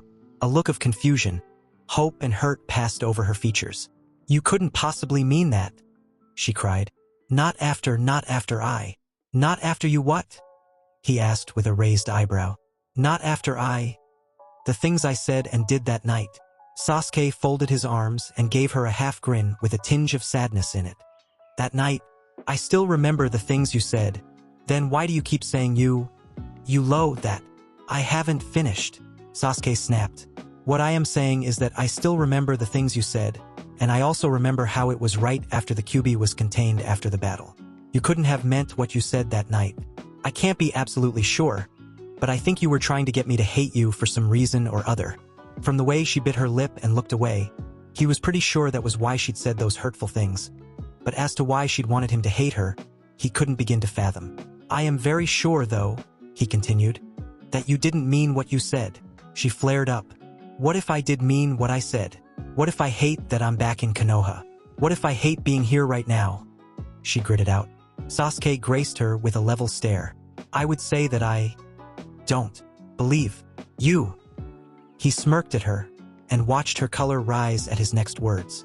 "In fact, I think it's quite the opposite. I think you had and still have feelings for me, too." His expression told her to deny it if she dared, and became smug when she couldn't meet his eyes, and red started to suffuse her cheeks. He felt his chest and limbs become so light at that indirect admission that he couldn't stop a smile from forming on his lips. "I love you, Naruto," he told her simply. "Stop saying that," she said in a pleading tone, and slid into the chair. She put her elbows on the table and cradled her forehead in her palms. "Stop saying that. You can't possibly mean it." Feeling concerned, Sasuke quietly walked over and knelt beside her. He took both of her unresisting hands in his and leaned his forehead against hers. Her eyes were closed, and she looked tired. "I meant it when I said it that night, and I mean it when I say it now. I love you, Naruto. I want to feed you and take care of you and protect you. I know I've hurt you before, and like I've said, I want to make it up to you for the rest of my life." I want to be with you for the rest of my life." He felt her hands tremble as he lifted them and kissed her fingers softly. For a long time she trembled quietly. Then, seeming to draw resolve from somewhere, she lifted her head and took her hands out of his. She looked him directly in the eye with a resolute, almost hard look and asked, "For the rest of your life? Does this mean you want to marry me? You want us to get married?" To be honest, the word marriage had never crossed Sasuke's mind. But as it dropped from Naruto's lips, he found he didn't mind it. He didn't see it as a binding burden, or putting his neck in a noose, or whatever other sayings men usually came up with to compare marriage to. If marriage was what allowed him to keep Naruto by his side, then he was all for it. "Yes," he answered without hesitation. Her eyes became even more determined. "Then prove that you will love me that much. Marry into the Namikaze and take on my name," she said softly, but in a stony tone. Sasuke's eyes widened. "What?" he blurted out, almost stumbling back in surprise. "That is my condition. If you want me to marry you, you will marry into the Namikaze family and take on my family name instead." With that, she looked away and folded her hands on her lap. Dazedly, Sasuke rose to his feet and leaned against the counter behind him. Her ultimatum caught him by surprise, and for all that he wanted to be with her for the rest of his life, his ambition had been to resurrect the Uchiha clan, to marry into her family instead. In all honesty, that wasn't something he'd ever thought of doing, nor did it appeal to him. He'd have to think about it first. His cherished ambition or Naruto. It wasn't a choice he'd ever imagined he'd have to make. He was reeling from the shock Naruto's ultimatum had caused, and almost missed the bitter, barely whispered, "I knew it." He looked sharply at the blonde, but her head was bowed and her hair curtained her face, concealing her expressions from him. He couldn't reply to that at this point. It was one thing to know without a doubt that he loved her, but to be asked to give up his clan name. He kneaded his forehead with his knuckles and remembered the meeting Tsunade had requested in about 15 minutes' time. So he put aside those confusing thoughts to be examined later. He drew a deep, silent breath and started looking for a pot to boil water in. While the water was boiling, he opened his cupboard and took out 3 cups of instant ramen, and, when the water had boiled, poured the hot water into the cups and set 2 of them down in front of the quiet blonde, together with a pair of chopsticks. He made sure that one of the cups was miso ramen. She looked up in surprise, and he gave her a weak smile. "I know you're hungry, and who knows how long the meeting would take. I know you're not supposed to be eating ramen yet, but I won't tell Tsunade if you won't." Naruto stared at him with a wary, unsure look before starting to eat. After a moment of watching her, he started eating as well. When they shunshined into Tsunade's office, Naruto was still glaring at him for carrying her after she'd vehemently protested that she'd be able to do it herself. Sasuke had just scooped her up in the midst of her spiel, glared at her, and shunshined the both of them. Naruto shot him one last glare and turned her head to the side, her cheeks burning. Sasuke smirked at her, then at the somewhat dumbfounded faces of Tsunade, Jiraiya, and Itachi. Well, Itachi didn't have much of an expression, but the raised eyebrow was a good indicator of his surprise. Tsunade cleared her throat. "Well, put her in the chair over there, then Uchiha, and let me examine her. You say she started to eat? Has she been taking her medicines?" Sasuke put her gently down in the indicated chair, so as not to jar her healing injury, and kissed her forehead before straightening, blithely ignoring her glare. He gave short answers to Tsunade's questions and stepped back as the blonde Hokage stooped to examine Naruto. He snagged the nearest chair and set it beside Naruto's and sat. "You're healing fine, Naruto," Tsunade concluded with a fond look. "Your friends are clamoring to see you, but I didn't think you'd want any visitors just yet. Konohamaru has been quite persistent, though, so don't be surprised if he appears at your doorstep one day." Naruto looked at her for a moment before averting her eyes. Sasuke saw Tsunade bite back a sigh and return to her desk. Jiraiya was sitting beside Tsunade, his left shoulder wrapped up in bandages and very obviously lacking an arm. Sasuke wasn't sure what the story behind that was. He hadn't inquired about the Sannin nor been briefed about his time in Amigakure just yet. The man was looking at Naruto with stormy eyes and mixed expressions of fondness and regret, but he held his tongue. Sasuke realized he hadn't so much as remembered the man during the last few days, but couldn't be bothered to feel remorse about it. The chairs Sasuke and Naruto occupied were beside Tsunade's desk, and facing the same direction as Tsunade's and Jiraiya's. Sitting straight in his chair facing them was Itachi. A tight feeling started to develop in Sasuke's gut, and his jaw started to clench a little. "Uchiha, Naruto, Tsunade began in a more official voice. Uchiha Itachi has been summoned today to debrief us on Mission 25272, commissioned by the Sandaime Hokage 13 years ago. Sasuke stiffened when the significance of the number of years registered in his mind. He has requested that the both of you be present for this debriefing. The Godame nodded at Itachi and settled back in her chair, leaning her elbows on the armrests and steepling her fingers. Itachi nodded respectfully, and his dark solemn gaze landed on Sasuke. Godame-sama, Rokudame-sama, Jiraiya-sama, Naruto-kun, he began. I will begin the debriefing at the very beginning of the mission, the truth behind the Uchiha massacre. Sasuke hadn't realized when he had begun to clench his fists so hard. He hadn't even realized that he had one of Naruto's hands in his, and that her other hand was rubbing comforting circles on the back of the hand gripping hers. His knuckles were turning white, but Naruto gave no sign of pain except for a slight downward twist to her lips. He stared with wild eyes at Itachi, who met his gaze for a moment, then looked away with what Sasuke identified as guilt and sorrow etched on his face. From the moment Itachi had stopped talking, all Sasuke could hear was a ringing sound in his ears. Itachi had described how the Uchiha, led by their father Uchiha Fugaku, had become more and more dissatisfied with their clan's position in Konoha. They had felt that the Uchiha were being corralled in the village under the veneer of the Konoha military police. The Uchiha, who were co-founders of Konoha along with the Senju Tsunade's clan, were forced into one corner of Konoha, grandly called the Uchiha compound, and were kept under careful watch by the Hokage. Uchiha Madara, leader of the Uchiha at the time of Konoha's conception, had tried to instigate the Uchiha to fight for equal ruling rights, but as they had just ended the First Great Shinobi War, none of the clan had been inclined to begin what would ultimately end in a civil war. Madara had left Konoha in disgust, swearing revenge against Konoha and the Senju. The Shodai had gone after him and tried to reason with the Uchiha to come back, but their confrontation ended in a battle that split the land they were fighting on into two, thus bringing about the formation of the Valley of the End. Madara had been presumed dead. The Uchiha eyes, the Sharingan, had the power to subdue Bijou, and in particular, the Kyuubi. During his time in the Akatsuki, Madara had often boasted to Itachi about how he'd kept the Kyuubi as a pet, and how he'd been able to command the demon with the power of his jujitsu.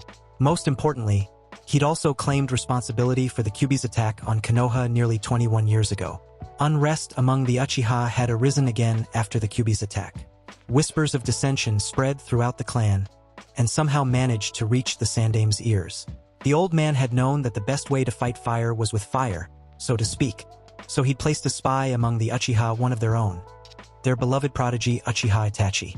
Itachi had actually been commanded to spy on Konoha for the Uchiha, since his position in the ANBU afforded him much intelligence on the village's plans and secrets. But Itachi was unquestionably loyal to Konoha, and was smart enough to know that coup d'etats led to civil war. Having experienced the remnants of the Third Great Shinobi War at an early age, Itachi had been sickened by the sight of gruesome and useless deaths, and had agreed to be the Sandaime's pawn. Finally, having enough evidence, the council had ordered the death of the Uchiha rebels. They knew that the only people in Konoha who could stand up to Uchiha were Uchiha, and so had ordered Itachi to wipe out the entire clan. The Sandaime had protested against the course of action the council wanted but was overruled and, in the end, agreed reluctantly. Itachi himself agonized over the decision before agreeing to do it. The only condition he'd begged the Sandaime for on bended knee was that Sasuke be spared, both of death and the shame that the Uchiha were planning to become traitors. When he had his promise, Itachi had sought out Uchiha Madara, whom he'd sensed on one of his ANBU missions. No one else knew of the man's existence. Itachi had known that he couldn't eliminate the Uchiha on his own, and requested the help of his ancestor, who named Itachi's entry into Akatsuki as his payment for his assistance. Itachi had reported the encounter to the Sandaime, as well as the goals of Akatsuki that Madara had boasted about. The Sandaime had immediately seen the potential of having a man inside the fledgling organization, and had incorporated Itachi's secondary duties into his mission's demands: to infiltrate Akatsuki and keep the Kyuubi out of their hands at all costs. So Itachi had wiped out the Uchiha, left Sasuke behind and fled Konoha. When the Sandaime had been killed, he'd returned to remind the council of their promise to maintain Sasuke's innocence on the threat of Konoha's secrets being spread across the elemental nations. Then had come Sasuke's defection to Orochimaru and his subsequent return to Konoha, and Naruto's disappearance from the village. The leader himself had caught Naruto in the mountainous region near Iwa, where she decided to hide, after many failed capture attempts by the members. It went without saying that Itachi had always subtly botched any attempts he'd been part of, so as to keep Naruto safe while not drawing suspicion to himself. Madara's patience had grown thin, however, and he had sent the leader himself to capture Naruto. Itachi had managed to foil the extraction in such a way that couldn't be blamed on, much less suspected of him. Naruto had unfortunately had to endure the torture that was the initial part of the extraction process, and it was at the end of this that her gender concealment seal had broken. Madara had decided to keep Naruto alive, since it was obvious they couldn't extract the Kyuubi without killing her, and thus losing the Bijou by her death. So Naruto had been allowed to live while Pain and Madara researched methods of breaking her seal. They had been very thorough, and their studies had taken years in between other missions and jobs they did. Itachi had been placed in charge of the blonde on the grounds that they were both formerly of Konoha. And so Itachi had taken care of Naruto and protected her as much as he could, while deciding to withhold the information on the blonde's whereabouts from Jiraiya, his Konoha contact. His rationale had been that as long as Akatsuki had a vested interest in keeping Naruto whole until they could crack the seal, both Konoha and Naruto herself would be safe, unlike if Konoha Shinobi were to stage a rescue attempt. So he had kept Naruto's presence a secret from Jiraiya's spy network, and Madara had ordered through Pain that for Akatsuki's benefit, the Jinchuriki's presence be concealed from the world at large, too. Itachi had used that time to concoct plan after plan on how to keep Naruto safe and return her to Konoha, but the blonde strangely never wanted to return to the village. He couldn't pry too much without knowing Naruto's thoughts and then current loyalties and exposing his position as double agent. So he had played it by ear until Madara, giving up on cracking the Yondaime seal, had ordered Pain to order Naruto to retrieve the forbidden scroll from the Hokage's library.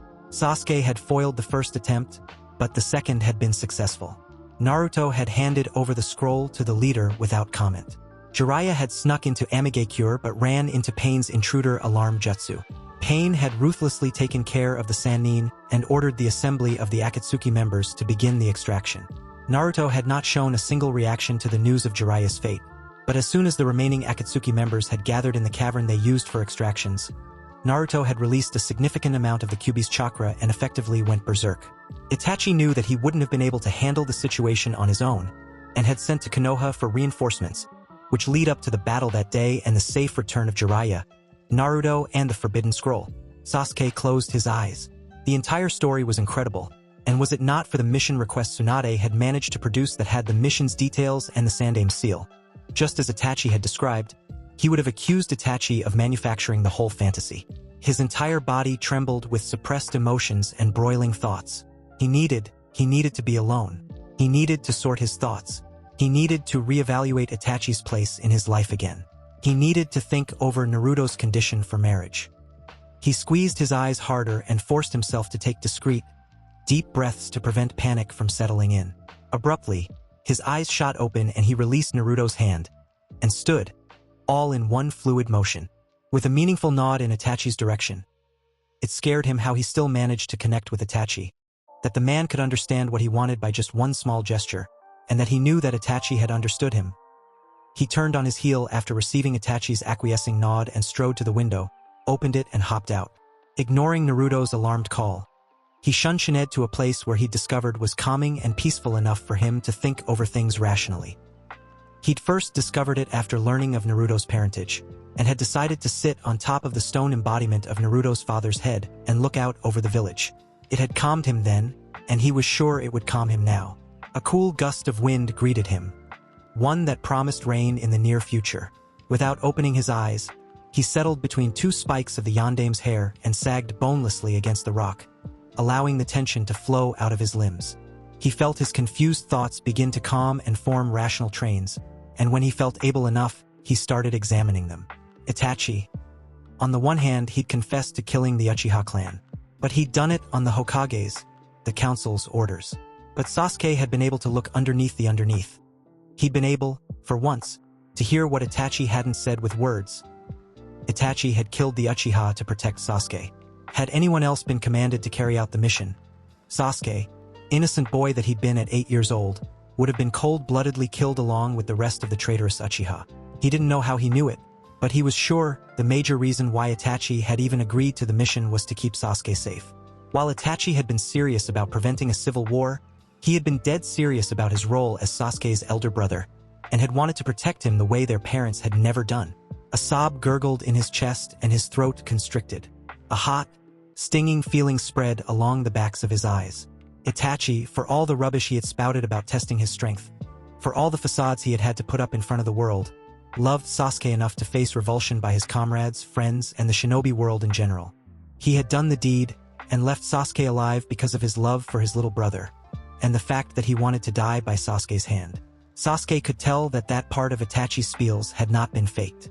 He couldn't imagine the self-loathing, Sasuke's hatred, the fear and repulsion in the eyes of others that Itachi had had to endure for so many years. Tears streamed down his face despite his attempt to hold them back, and he bit hard on his knuckles to keep the wails from escaping his throat. He recalled with shame and sorrow the way Itachi would ask him, every time they met, what Sasuke could see with his Sharingan. It was as if Itachi had hoped that Sasuke would somehow see the truth, and Itachi would be spared of Sasuke's hatred. Sasuke's body shook hard at the force of his sobs. He realized, with heavy regret, that if only he had seen the truth, or at the very least doubted the facts enough to search for answers, so much sorrow and hurt and pain could have been avoided. He might not have left for Otogekure. He probably wouldn't have punched through Naruto's chest. Naruto wouldn't have left the village and had to endure to horror of the failed extraction process. The rational side of him told him that he had only been 8 at that time, and the idea to doubt what he'd seen with his own eyes was too far advanced for most 8-year-olds, and had certainly been too advanced for his mental capabilities at that time. Sasuke couldn't dismiss that truth, and the fact that Itachi would have known that as well. Slowly his sobs began to abate. He took deep breaths to calm himself. It wouldn't do any good to indulge in self-pity and self-blame right now. He knew Naruto wouldn't blame him. He knew Itachi certainly did not blame him for anything. If anything, the blame should have fallen on the root from which the whole problem stemmed, Shodai Hokage and Uchiha Madara. He, of course, did not know what the circumstances were at that time, but whatever foolishness the founders of Konoha had committed had been visited on this generation. On Itachi, Naruto, and Sasuke. He squeezed the last of the tears out of his eyes and took deep breaths. It wouldn't do to blame anyone now, or to allow himself to hate those long dead, or in Madara's case, recently dead men. He'd had enough of hatred. He'd almost killed his then best friend because of his misguided hatred for his brother. He certainly wasn't about to prance through Konoha announcing the springtime of love or any such idiocy, but he'd had enough of hatred. Slowly he opened his eyes. The sky was overcast, and in the distance outside Konoha he could see lightning flashing. It was almost symbolic, the rain coming to wash away the stains of the past, allowing them to begin afresh. Then he snorted to himself at how sappy that sounded, and managed to crack a small grin. Naruto would have laughed in his face for even thinking that, probably. Sasuke paused a few meters away from that door. His hand holding the paper shopping bag gripped it tighter. His nervousness caused butterflies to swarm around in his stomach, and he bit the inside of his lip as he tried to decide whether he really wanted to go there, to talk to him. He'd come down from the Hokage monument with a sense of urgency. He wanted to see Itachi again. He wanted to talk to him, to seek his advice, to make sure he was all right. He wanted his Aniki back. He'd almost gone to the Hokage Tower to get Itachi's current address, but he remembered Harumi describing their new house when she'd talked about her children. Sasuke was glad. He'd rather not go back to the office in case people asked questions. He didn't want to answer anything yet, not until he talked to Itachi first. He'd go there only if Itachi wasn't home. He had made his way to the housing area he recognized from Harumi's description and decided he could certainly pick up on Itachi's chakra signature and find the house without much trouble. On the way here, he'd passed by a row of shops, and somehow he'd stopped short in front the display window of a toy store. A large stuffed shuriken sitting there had caught his attention. He vaguely remembered having a soft toy that looked quite like that when he had been 7. A gift from someone he couldn't remember who. Before he realized it, he found himself in the toy store itself, looking at a rack of soft toy animals that just screamed, "Hug me," wondering which Itachi's children would like. And the next thing he knew, he was here, 5 meters away from Itachi's door, shopping bag bearing the toy store logo in hand. His feet were stuck to the ground. Nervousness and uncertainty had suddenly flooded his mind. Would Itachi even want to see him? Would Itachi want to talk to him? Would Itachi close the door in his face? He gave himself a mental slap and forced his feet forward. He was just being cowardly if he were to turn and run away a mere handful of steps away from his brother. He'd never been afraid of anything since he trained with Orochimaru, and facing his brother after learning the truth would be not quite a piece of cake, but not exactly the end of the world either. He took a deep breath and knocked firmly on the wooden door. He knocked on the front door of Itachi's house and stepped back to wait. He didn't have to wait long. In less than half a minute, the door opened to reveal Itachi himself with Eri sitting on his shoulders and Aiko in his arms. The girls were giggling about something. "Rokudame-sama," Itachi greeted in the kind of distantly polite tone one used to greet someone of higher rank they weren't too familiar with. Sasuke hid a flinch at that tone. Aiko turned around in her father's arms to face Sasuke, and the second she spied him, a large smile curved her mouth and she waved enthusiastically. "Sasuke-ji-chan," she said cheerfully. Eri echoed her sister as enthusiastically. "He is the Rokudame Hokage, daughters." Itachi gently corrected his children. "You are to address him as Rokudame-sama." "Hi," Aiko replied, and giggled into Itachi's t-shirt front. Eri looked puzzled. "Sasuke-ji-chan," the younger girl persisted. Itachi opened his mouth to reprimand her, but Sasuke cleared his throat quietly. The older man's eyes moved back to him and nodded. "Please come in, Rokudame-sama. I'm afraid we have nothing much in our home yet, but we're grateful that Godame-sama provided us this house." Itachi stepped back from the doorway and waited for Sasuke to pass through before closing the door and leading the way to his living room. Once there, he called Harumi, and when his wife appeared, he set his girls down and told them to follow their mother. Harumi smiled and bowed a little at Sasuke, who nodded back, then turned to leave with two pouting girls trailing behind her. Sasuke remembered the bag in his hand and quickly held it out to Itachi. Got something for your children.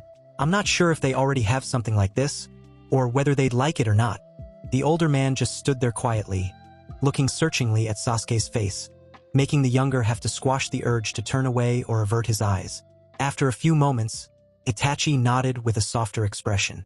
Instead of taking the bag from Sasuke's outstretched hand, however, he turned a little and called his daughters.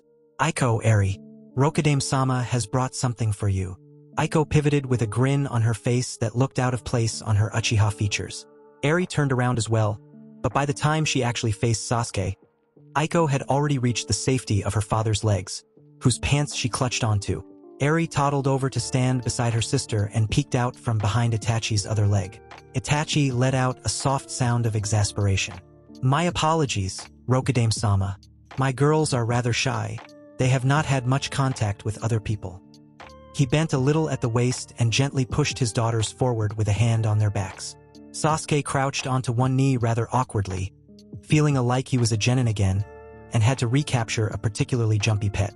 He forced his lips into a small smile, hoping it didn't come out as a grimace, and reached into his bag. "Hi," he said softly, and held out the toys he'd bought.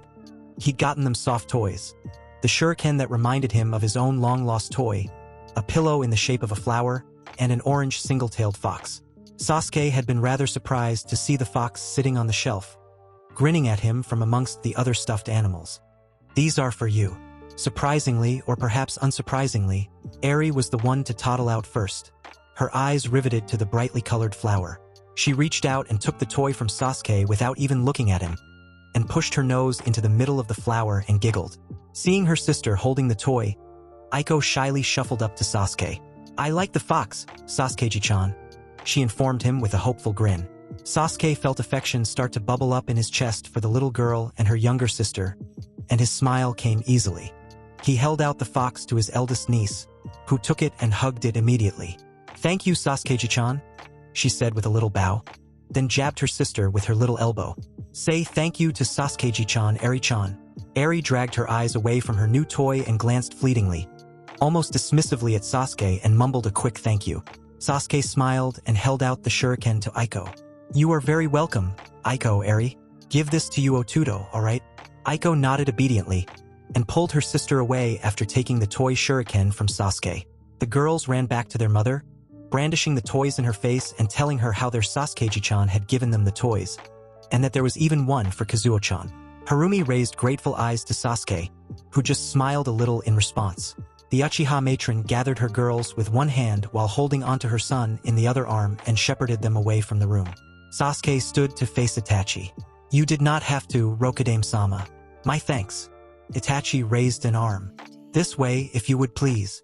Sasuke followed him and sat himself on the cushion on opposite Itachi with the kotatsu between them. Thus seated, A rather awkward silence descended as Sasuke began to feel nervous again. He spent a few moments regulating his breathing while keeping his eyes on Itachi, who looked placidly back at him, waiting for him to begin. Itachi, Sasuke forced himself to start. Why'd you? He winced at his stumbling words and forced himself to take a breath. He tried again. Why did you do that? There was no need to explain what that was. Itachi's shoulders seemed to slump a little and his eyes, while still trained on Sasuke's, couldn't seem to hold back some pain and hesitance. For the safety of the village. For your safety. Sasuke shook his head. No, I meant, why did you tell me you were testing your capabilities? Why not reveal the whole truth? I would have understood. A bit of hurt leaked out into his tone. The corners of Itachi's lips pulled back into a small smile that was at once fond and sad. Rokudaime-sama, don't call me that. Sasuke snapped, then softened his tone. You and I? Please don't call me that, Itachi. There was a short pause as Itachi regarded him with searching eyes again. Very well, Sasuke, he said, and Sasuke felt a little bubble of something very like happiness at the sound of his name. As I was saying, he paused again, his frame stiffening a little. That night, it was not my proudest moment. I had just killed many people I never would have wanted to raise a hand against otherwise, and once my part was done I returned to our house. Itachi's voice started to lower in volume and speed, though his face was expressionless. Madara had already disposed of father and mother. I had been sure that you would not return just yet, so I was pulling out the katana Madara had left in father's chest when you came in. It was a testament to my frame of mind that I did not sense you until you were just outside the door. I called to you to remain outside, but stubborn boy that you were, you persisted in coming in.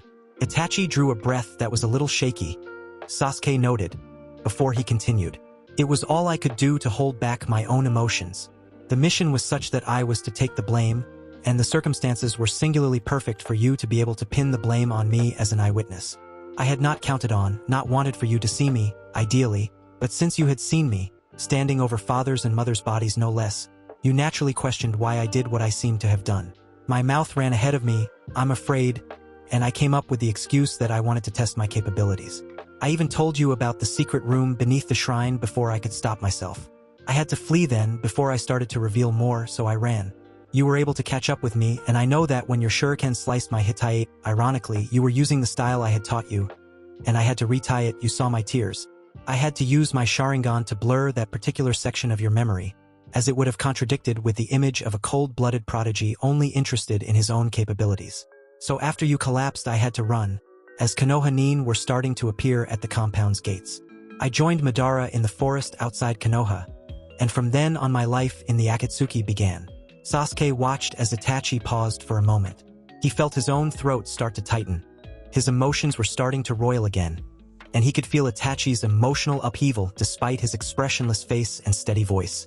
It was one thing to deliver a report during a debriefing, Sasuke knew, and it was another to confess to you, little brother, how you effectively ruined his life. I did not tell you the truth behind the incident. I wanted to spare you the folly and shame of the would-be traitorous Uchiha, and you were still young and idealistic then. All you strived for was father's and my affection and approval. I know that father never paid you much attention until I began spying on the clan and distancing myself from them. I suspect he would have started to train you as heir, to switch your focus from me to him and brainwash you with the creed of the clan. When father started paying more attention to you, I knew my time was running short and I had to act before you were turned into the clan's puppet. But not a day goes by that Sasuke's eyes had started to lower, and as Itachi's voice trailed off, he lifted his gaze from his own hands folded in his lap to Itachi's face. Itachi was looking down, and looked as if his throat had tightened and cut off his words. Please continue, Itachi, Sasuke said in a voice barely above a whisper. He half suspected what Itachi was going to say, but he still needed to hear it. Itachi didn't look up. Not a day, he repeated in a hoarse whisper. Not a day goes by that I don't regret hurting you so badly. I regret the Uchiha massacre, but only because of its effect on you. I regret my foolish words at that time, and how I had to keep hurting you each time we met. Not a day goes by that I don't wait for you to be finally ready to kill me. The only way I could atone for what I had done to you. Sasuke watched in startled fascination as a few crystal tears dripped from Itachi's lashes. His own eyes felt warm and wet, and his throat constricted with sobs that wanted to force him to blubber like a girl. He swallowed his sobs and discreetly swiped the back of his hands over his eyes. Itachi looked up, his eyes red, but not from the Sharingan.